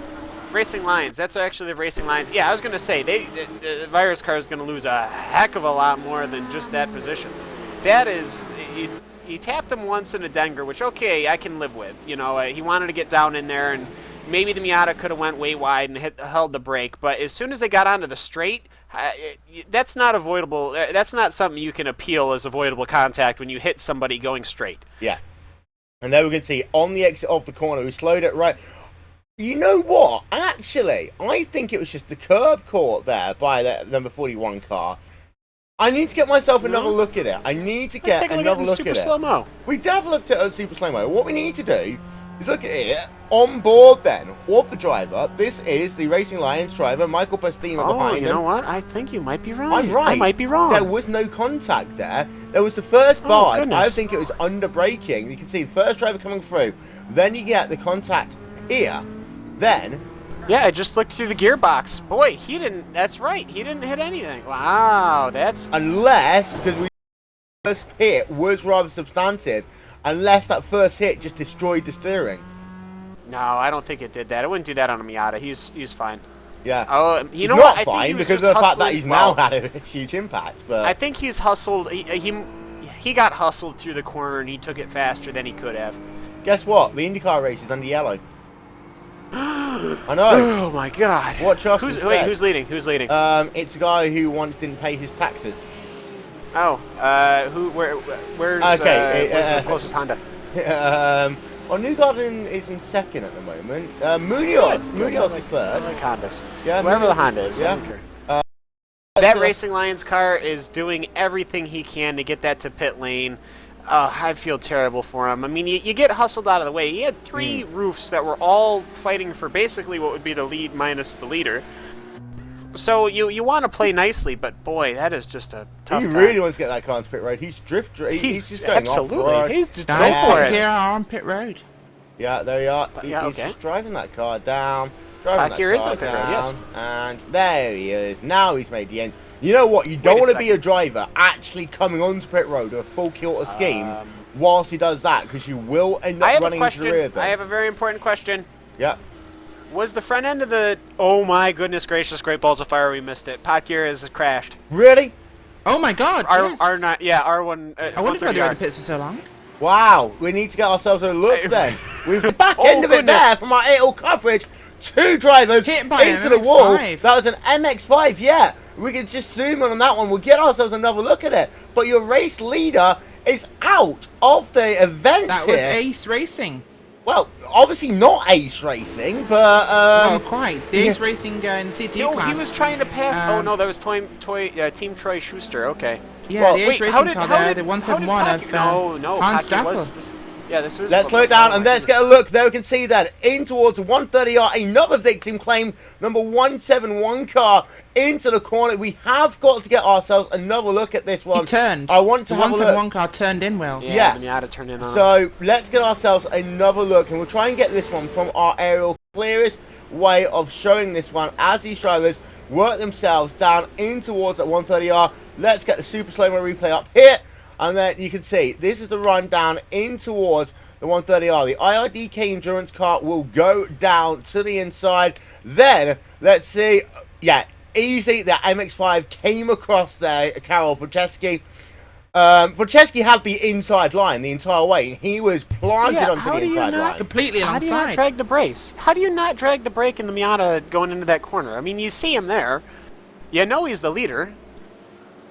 Oops. That was incredible. The guy didn't lift early enough to actually make the corner. He just turned in when the leader was there, which was just... And then you have two the cars cars- inside you. You don't go that deep. No. Yeah, and then, which doesn't help, is that they collided and then they got stuck together, and that really pushed him into the tire barrier. Because he could have been fine if he just got tagged. Yeah, that Wow. once in a while you get those incidents which make you think, oh, that was one of those incidents. I mean, of course, one of the things that we need to talk about 15 minutes of this Here race, comes, Rachel. well, sorry, Northern Monkey are coming down to start finish line to actually take the lead of this race. They are in the lead. In our first ever lead change for the C1 Goodness. class, That's unfortunately. terrible for Potgear. Yeah, well, actually, Awful. no. Technically, this is the second lap now that Jura Pakkanen has led. However, Also- 74 laps have been led by the driver of Karol Wojcicki here today, Cam. I know we've had, of course, that very dramatic change, but also Dennis Garrison of the Virus car has been black flagged for avoidable contact. Now, I'm assuming that is for, obviously, the entry into Denver 2, not the MX-5's crashing, because the MX-5 crashing was on his own. The Racing Lions car did crash on his own, even though he was hustled. There was no contact, but the rear ending going into the turn, not coming out of the turn, must be what the black flag is for. Well, yeah, and you can argue cumulative impact sometimes. Say, well, Yeah. this happened because of this. As we're having a look here, this is up above in the flag stand. As we can see that Oh, driver goodness. on pit road, long pit stop, all the way down into P number 10. Car's day is done. It's now Pakkanen leading the way in the Northern Monkey car. But we still got ourselves a great scrap, Rachel. This is for P3, P4. This is now for, technically, we're battling for P2 through 4, but Rudy DeWitt has pulled away a little bit. Now it's Bass really- Lob's on pit road. He's actually just had himself a Spinneroonie there. Bass Lob in a Slob Motorsports car, getting himself all forms of wrong in the last stages of this event, Rachel. He did indeed. Well, that car just a bit too much for him to handle. He still do what he was doing there in in the spoon curves. Bass Lob, he just gets that back wheel onto. No, he loses the back end in the braking zone. Puts the back end round, drifts the car several times. Bit of a death wiggle there. Tank slapper going on. That back rear engine car just too much for him to hold on to. Round it goes. Well, here we are having a look on board. Drift driving has been the order of the day, and well, another driver doing it, Bass Lob, and well, what he does is that second part. Whoa! Hang on, guys. Race control. First warning to the number 19 car. Dive bomb. For a dive bomb, yeah. They've actually penalised pot gear. Wow. Well, Controversial.com. we have got some very experienced race control people. Yes, here. we do. So We do. We've got to put that into perspective, and it is worth actually talking about that just for a moment because of the fact. To be fair, He was alongside him before the braking zone. he was Sorry. he was alongside him before the braking zone. But to be fair, if you're the leader, do you really need to pass the MX-5 that fast? No. But it shouldn't matter. The MX-5 was not in a battle in itself. I mean, No. all the MX-5 had to do was drag his brake a second earlier, and everything would have been fine. Yeah, he was clearly But- alongside him. Clearly had the line, and they were It's a clearly. roof car going on the inside at 130R. It's not the first time He it's had happened. the racing line, and that was a pass for position out of class. So it's not as though I they mean, were it's- making a racing pass. He didn't dive bomb him. The roof followed through into the regular braking zone of the perhaps- roof. 130R is turn 14, correct? Yes. Correct. Oh, okay. All right, so it is. It's, Well, I mean, again, it's- is that if you think about Well, first it, and last warning, at the they're point out. that Yeah. the driver turned, at the point that the number 19 driver turned, then he was all the way kind of on the inside line. He was turned into, but again, you have got to think about the fact that the braking distance and the turning radii, and you made this point earlier, Cam. We saw one of the earlier You gotta incidents. roll that talk chassis in about, the yeah, MX-5, you've got yeah. to roll the car. So you have that C1 mindset, and it's not the same. You don't drive the corner the same way you do in the C2 class. Well, how about this? Let's take this at a completely different angle. If that pot gear car, all right, that's been an HPD that's been leading the race all day long. The HPD goes onto the inside of a C-spec car, turning down a 130R. What are we gonna say? Well, yeah, good point. You know, it's just as simple as that. You know, for this situation, it's weird for us because you're seeing C-spec passing cars, which is funny in itself, I guess. But I mean, it's a warning. A warning. It's not going to do anything because he's already wrecked the car. I mean, But his they've day's done. still got to do it, and that's well, that they comes still down gotta to do it. It's, consistency you know, side, because you still got to. Absolutely. We have got the chance to have a chat with driver who is unfortunately out of the race after what has been driving in one of the most pretty cars of the day. It is the driver from the NPEC Racing 005 car, Pedro Van Balen. His day unfortunately didn't go the way you would have wanted it to. You are pretty much down at the rear end of that C2 class right now, but take us through your day. Hey Will, yeah, the race was starting pretty good because 19 qualify, not that bad for me because I lacked pace. I didn't have any practice this week because of work. But 9th place to start was good. There was a big crash, I think, in about 5 or 10 laps in the race that put me in top 5 spot. And I was really hoping to get at the top 10 spot, but 2 crashes with the Ruf. I think the same Ruf again cost me the race. So yeah. Well, unfortunate, of course, these events are always popular. We'll probably have another one in 13 weeks' time. Will we see you then? Of course, I'll be there again. Well, thank you very much. And again, one of the nicest paint schemes we've seen all day. Thank you. Oh, Will, I'm sorry to interrupt. The race leader in C2 has just had an incident and he's on his roof. Well, let's have a In look. 130R. We're getting ourselves a look any moment Oh, there was now. a stopped car.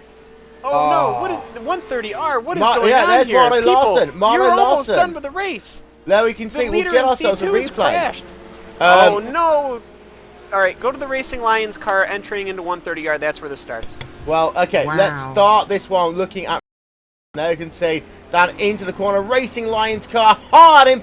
That was very much like Alan McNish Exactly in 2003. Oh. I even know what you're talking about with that one now. That's bad when I get those references. Yeah. But no, he came across. We didn't come across the nose of, but the KBC Auto Lease car. They both touched each other in the C-spec, almost exactly like what happened to our race leader before, the pot gear car. And the KBC car ended up, which he should have braked out of that one. That one is not. I would completely agree if that one was a little bit of a dive bomb because the MX-5 was already committed to the corner. But the Racing Lions car dumped it right, just as you said, just like Alan McNish did. And so his car has stopped. So he straightened the car out. He tried to get it around, and just as soon as he got it around and started driving, the race leader for C2 hits him and just causes a massive crash for that car. Yeah, the Racing Lions car. You've also got yourself then your C2 former race leader out. Yeah, for the time being. Well, Mario Larson is back on track right now. Well, okay, he is. So I don't know how much of a gap there is. He's in P2. He's 11 seconds behind P2. your race leader with 10 minutes remaining in this event. Stefan Overgaard in the Asprey Motorsports car. And let's not forget, Rachel, this hasn't been the easiest day for Asprey Motorsports, but they now are leading this event by 11.4 seconds. This has been carnage the last... You know what? They're nice, then crazy. Yeah, absolutely. It's been an interesting race. Of course, these guys are getting a little... We know this is endurance racing. Guys get a little bit complacent in the middle sector. Everything gets into a rhythm and to push again, and you've gotten too comfortable to push. You haven't got that adrenaline, that edge of the start of the race to really push hard. So mistakes happen because people are tired and people are a little too comfortable in the lines they're running. So it's an unfortunate process of go time. Yeah. Also, I feel like I have to apologize to Pedro. We kind of cut him off there for that. Yeah, sorry, Cal, would you like to finish off talking to Pedro? Well, I mean, I think we were getting everything good. I felt bad, so I just cut him off. Before we let you go, is there anyone you'd like to give a shout out to, Pedro? Yeah, to my other teammate, but he unfortunately crashed the car in lap 5, I think. I read the other not enough PK racing car on Team Claessens. I hope he will join next season again, but I don't think he will. Well, enjoy yourself, and thank you very much for taking the time to stop and talk to us here today. Yeah, I think it's calmed down again now, Rachel. But whilst all that was going on, we forgot about the fact to tell all the viewers that Virus did make a final pit stop, 4.3 seconds. They had to get splashed. They are on the outside of the podium, looking in as it stands. Will, can you just because we're having this huge conversation with the 130R. If you could go look at Mag Racing's entry in a replay going into 130R, he had to pass Ashbury Motorsports, our current C2 race leader. To me, this is the almost a proper way to do this pass, I think. And How long ago was the incident? It wasn't an incident. It was like literally less than 20 seconds ago. It was like 20 seconds ago. I'll have a look 20 seconds ago. What car number? Car number 39, Mag Racing, Marco Whipperforth. He's just going down the long straight to 130R. Because we're having all of these talks about how to pass an MX-5 going to 130R. I almost think this is the right way to do it, though it did involve the Ashbury Motorsports car. It involved concessions on both sides. As soon as Ashbury realized that the C-spec was going in the inside line, he went wide and slowed it down. And the C-spec, once he went through, he just went through, took the curb, and they all moved on with their lives. I think Cam has a point there, Will, and this leads back to, I mean, Race Control have explained their decision that the MX-5's normal line is that, and the MX-5 was already turning in the incident between themselves and Pot Gear, but frankly, if I'm in an MX-5, okay, and I have two C-specs coming through on my inside, I'm not taking my normal line. I'm staying well out of their way. Yeah. But he didn't, and I understand and respect the decision of Race Control. At the end of the day, they had the same replays we do, and they have the same knowledge. My opinion differs. That's fine. We can talk about it. And there's nothing wrong with that. I completely disagree, personally, but professionally, I respect the decision. Yeah. And for me, I can see both sides of it. I've been the slow car in a lot of situations. It's just really tough to do. I mean, it's no matter what, there's always going to be a decision. There's always going to be a decision that we're not a fan of. But ultimately, though, our the Sim Racing for Holland car right now is stuck behind a pack of Miata's car number 8 there. Oh, he's passed. The Sim Racing He's for Holland, passed. well, he was. He's passed now, but he had to take the entire S's going at Miata speed, the entire S's, because they were fighting too wide. Team Troy These two Schuster, cars he's are actually fighting each lucky, but there's going to be a big move down into not Dunlop, sorry, into Denga 1. He's going to be stuck behind 2, and now he can get on the gas pedal. So, yeah, of course, the Virus car... That is just given... Oh. No, go ahead. No, you go. Oh, I was just saying, that just took probably 10 seconds out of Sim Racing for Holland for Northern Monkey, having to go through the first S's there. That's terrible. Oh, he had to go through 4 Miatas. That's crazy. Yeah, there's the gap between Northern Monkey. The song is Northern Monkey. Monkey. Is that? Northern Monkey. And Sim Racing for Holland is 23.5 seconds. 5 minutes remaining. Smoke somewhere on the racetrack, but we think we're okay for the time being. Is it on the water? No, Wim Stockman. Wim Stockman's down in towards this is turn number 1. He just Turn 2. he just got a penalty. Same difference. We just Come saw on. a car binned it in turn 1. I apologise. It's the same corner, technically. KBC Auto leads.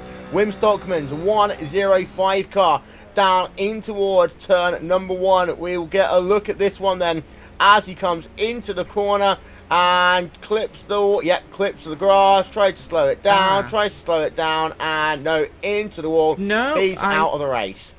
I think that was a response to the black flag No. received. I think I don't really know what happened there, but I think that might have the flag was in something to do with the Racing Lions car. But ultimately, though, that car was in 6th. He's going to give the position to the purple roof of TFE Motorsport and Slab Motorsport. Slab, who has had an incident, he spun out a couple times, but it's going to give the positions to them there. And boy, there's only 5 minutes left of the race here. Yeah. 4 minutes and 20 seconds plus change. Jeepers. Yeah. So here we are then. To go, and yes, Sappinen is working himself on the exit of the hairpin. You know what? I always get a little bit worried, Rachel. But then I always get a little bit worried when they're working themselves down into the hairpin because they go so slowly through that corner. I'm thinking, are they on pit road? Yeah, it is quite on my obvious timing to see screen, that. not when I'm actually looking. Yeah, at no, I know. On the timing screen, yeah, when they're doing that sort of pace, you are the slowest you ever be on this racetrack. So it's one of the most difficult corners, really, for that reason. Oh, and the toughest thing of all, the pot gear car is back on track. Yeah, he is down in 5 16th laps. position, 3 laps down from the closest 5 car laps to down. him. Oh, right, yes. Yeah, 3 to P1, But we need to remember as well, of course, that this is endurance racing. What's the first thing you want to do, Cam? Just finish, and I'm not saying that it's good to see him out. I just, you see the car and what could have been. Yeah.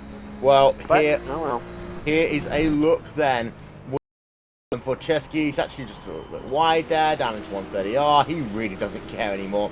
But 3 minutes to go. That equates to about 2 laps on the racetrack. Let's see. Well, there is in the number 47 machine.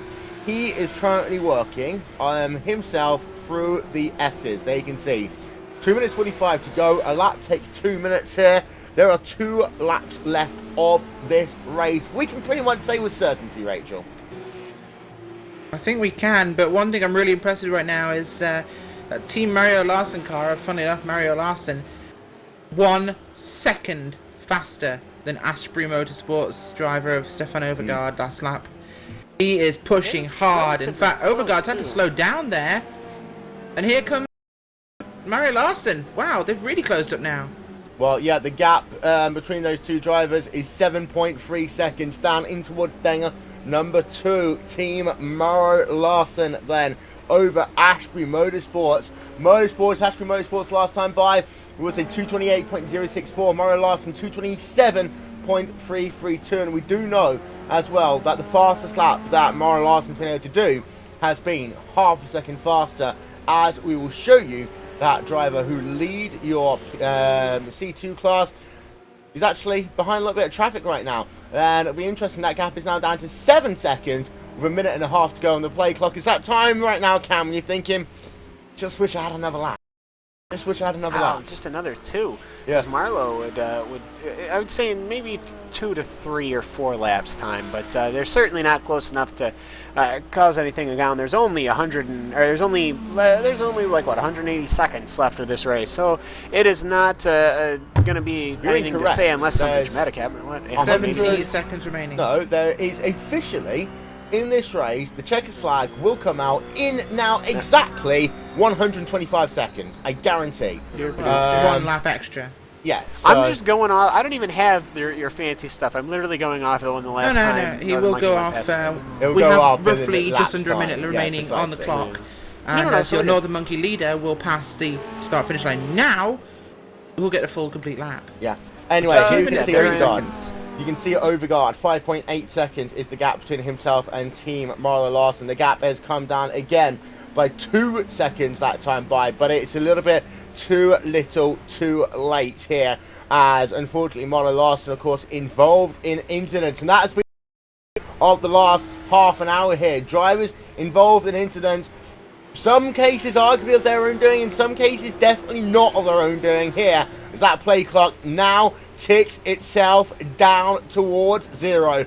Up on top of the RaceSpotTV gantry, the white flag will be displayed to drivers, and then in half a lap's time, the checkered flag will come out to signify the end of this race, and it will be, from nowhere, the Northern Monkey car of Jari Pankkonen, who, let's not forget, at one point was a minute behind your race leader, now leads the way. The sens est sur la balance ici, d'accord. It is a good day today for the Northern Monkey car. He works himself now on the exit spoon curve. As far as your C2 battle goes, will not come down to the wire. We have got ourselves a driver turned around. That is in your C1 class. It's Team Troy Schulze. He's down in 3rd place. He will keep that 3rd place. But Rudy DeWitt in the Sim Racing Holland car is in 2nd. Here is Jari Pankkonen then, heading himself now down towards the triangle for the final time in this evening's race. He heads himself out of the corner. You can see a slow car there off the race. Northern Monkey, Jari Pankkonen will claim victory here today, and now we have to turn our attention to that driver in C2. Ashby Motorsports is heading himself down towards the 130R, and of course the 130R has really been catching drivers out all day long, so it's not over yet, but that gap is 4.2 seconds. Ashby Motorsports is Stefan Overgaard failing an incident, really has got this one sorted out now, and you can see there's no one around him at all to pose himself a danger as they come down into the triangle. Just one more corner to go for Ashby Motorsports, and then claim victory in your C2 class. Down the hill he comes. He will take the checkered flag in the C2 division. There are your winners, Cam. Been controversial the last hour, but we have got 2 class winners. All that we do 3 full hours of racing at Suzuka, and everything happened in the last half an hour for sure, as Ashbury Motorsports car decides to celebrate by beating it into the outside retaining wall, which is perfectly okay. You can do that, but ultimately though, boy, what a car combination. We've learned a lot, I have to say, in the last 3 hours of racing, but Northern Monkey have gone from being spun out to being under pressure from 2 other cars, the Sim Racing for Holland car, which had come home in 2nd, and the Virus car, which has now come home in 4th, as the Team Troy Schuster car has come home in 3rd. It's just drama in the last hour, a lot of learning to do in the first couple of laps, especially with lapped cars. Once everybody's settled through, ultimately though, that Northern Monkey car and the Ashbury Motorsports car come out on top.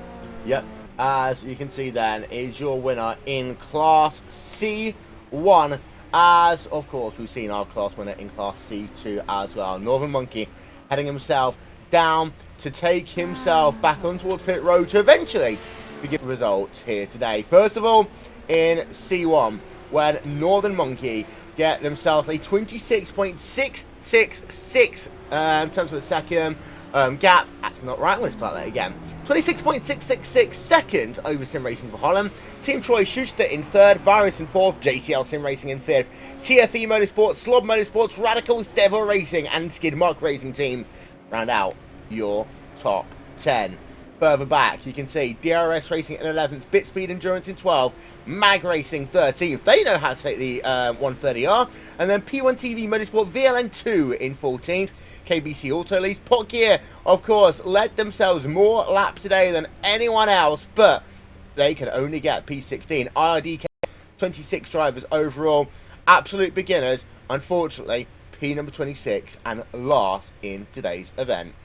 We look then to Aspen Motorsports, winning in Class C2. Team Molo last and in second, Redfish in third, Racing Geckos in fourth. They are Geckos and not Geikos. Aspen Motorsports in fifth, Radicals Online, Friction Racing, Mattel, Barbie Racing Team, RC.de. Round out your top 10. Then it's the RaceKings.com Motorsports car, Pars Left Racing, Bitspeed MX-5, P1 TV Motorsport VLN1, Olympic Mindset Racing, WR Racing, Racing Lions, Acer Racing, Copper T Racing, and At the Back Racing aren't at the back, but they are in P number 20. As there you can see, the final look at your results. Of course, we talked to the NAPK Racing number 2 car earlier on today, and you can see a lot of these drivers classified out the race, out at the very early going, as that is now time for us to take a break. We'll be back with interviews after these messages. You're watching RaceSpotTV.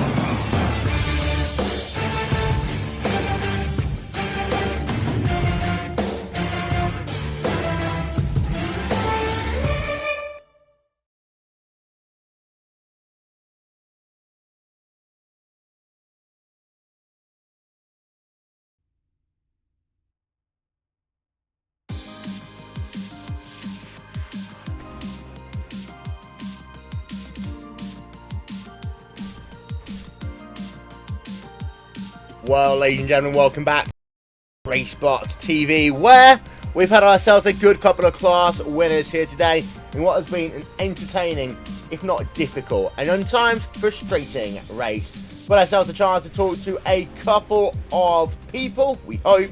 Stefan Overgaard, did he complete the race? Stefan Overgaard is here, however. Stefan, talk us through what has gone on today, how difficult has it been, and what has this experience been like for you? Well, it's been a bit of a boring race actually. I was driving alone most of the time, but yeah, that didn't stop me from winning, so that's good. Oh yeah, of course. You didn't stop you at all. Now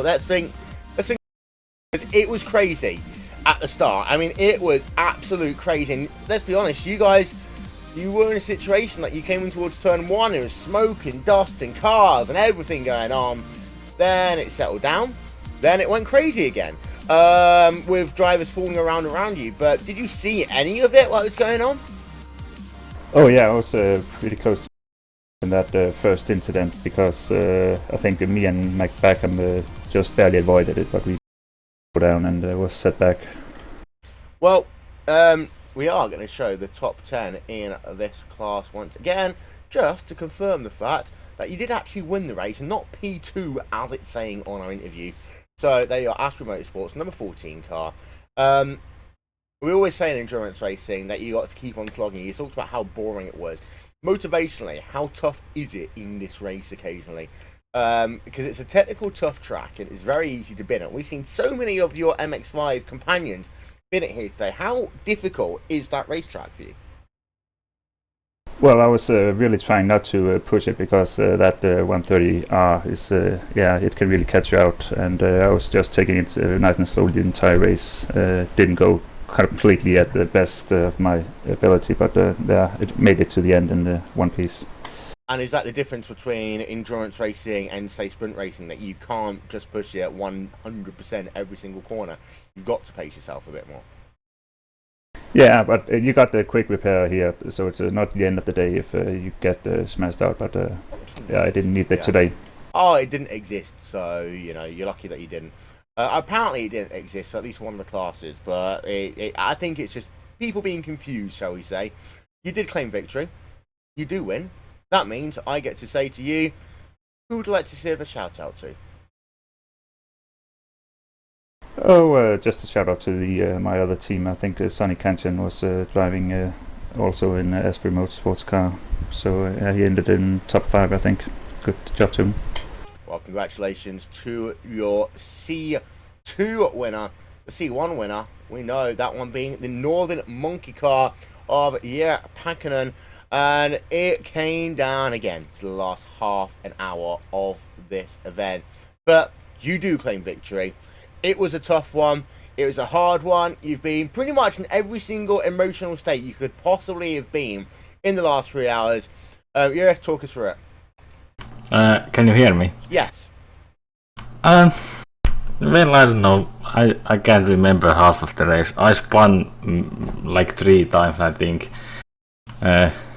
I think pretty much everything happened, but I don't know what happened to Karel, but he had like an 1.5 minute lead, and I don't know what happened to him, but I think he should have won. Well, he got taken out in an incident down at the 130R, actually, which we have an opinion, other people have an opinion. It's an interesting one, shall we say.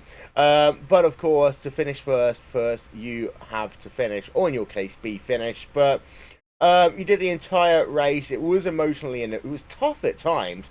But at one point, it looked as though it was going to be a three-way shootout between yourself, Sim Racing for Holland, and Team Troy Schuster. But then you started to pull out a gap again, and just how hard is it to pull out a gap at this racetrack? Well, it's always pretty hard with the C-spec. It's a difficult car to drive, and after I think it was the second stop, I believe, I'm not sure. I had a really good drive. The car felt really good, and I was pulling 204s constantly. And I don't know, I just drove. It felt good, and yeah. Well, no worries. Before we let you go, is there anyone you'd like to give a shout out to at all? Thanks for everybody who was in the race, and thanks for the stream, and for everything. Thanks for making the race possible. Not to worry, of course, to us. We're happy to do this broadcasting lark. But congratulations on taking the victory. Rachel Whiteford is stuck by with the driver of Nick Cool from the number 23 machine. And of course, that skid mark racing team. A couple of skid marks did actually come to the forefront today, Rachel. Well, they did indeed well. And yeah, Nick, interesting race for you guys today. And perhaps some moments in there that weren't exactly went to plan.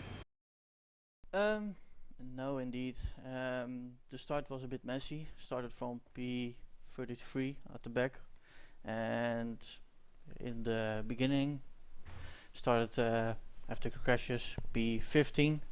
Then a spin in the hairpin where I got hit, and yeah, I had to slow down to the pits to get a fast repair. Of course, long race, and obviously, as a regular competitor from the Gathering of Tweakers series, are you looking forward to the next season, starting in October? Yeah, definitely. I'm maybe also joining the NES series for for this season, but definitely the Gathering of Tweakers series will, probably with the remaining team of Digital Racing. Oh, excellent. Anybody you'd like to give us any shout-outs to?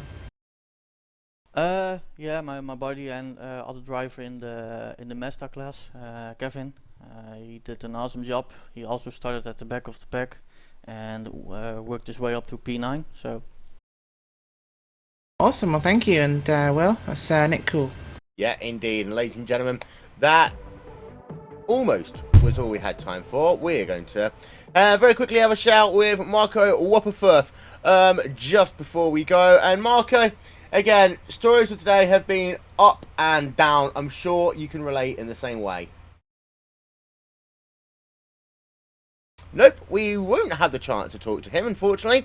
So in that case, ladies and gentlemen, don't forget, coming your way soon here on RaceSpotTV will be the 6 Hours of the Glen. That will be July 11th on the world's greatest sim racing broadcaster, where we have the entirety of the iRacing.com endurance season. And don't forget, we are your home of the 2015 Gathering of Tweakers Endurance Series and also the 2015 Neo Endurance Series. So some of the greatest events live on RaceSpotTV. This is all we have time for here today. Thank you very much to Rachel Wakeford and to Cam Walsh. Been Will Vincent. See you all next time. Bye-bye.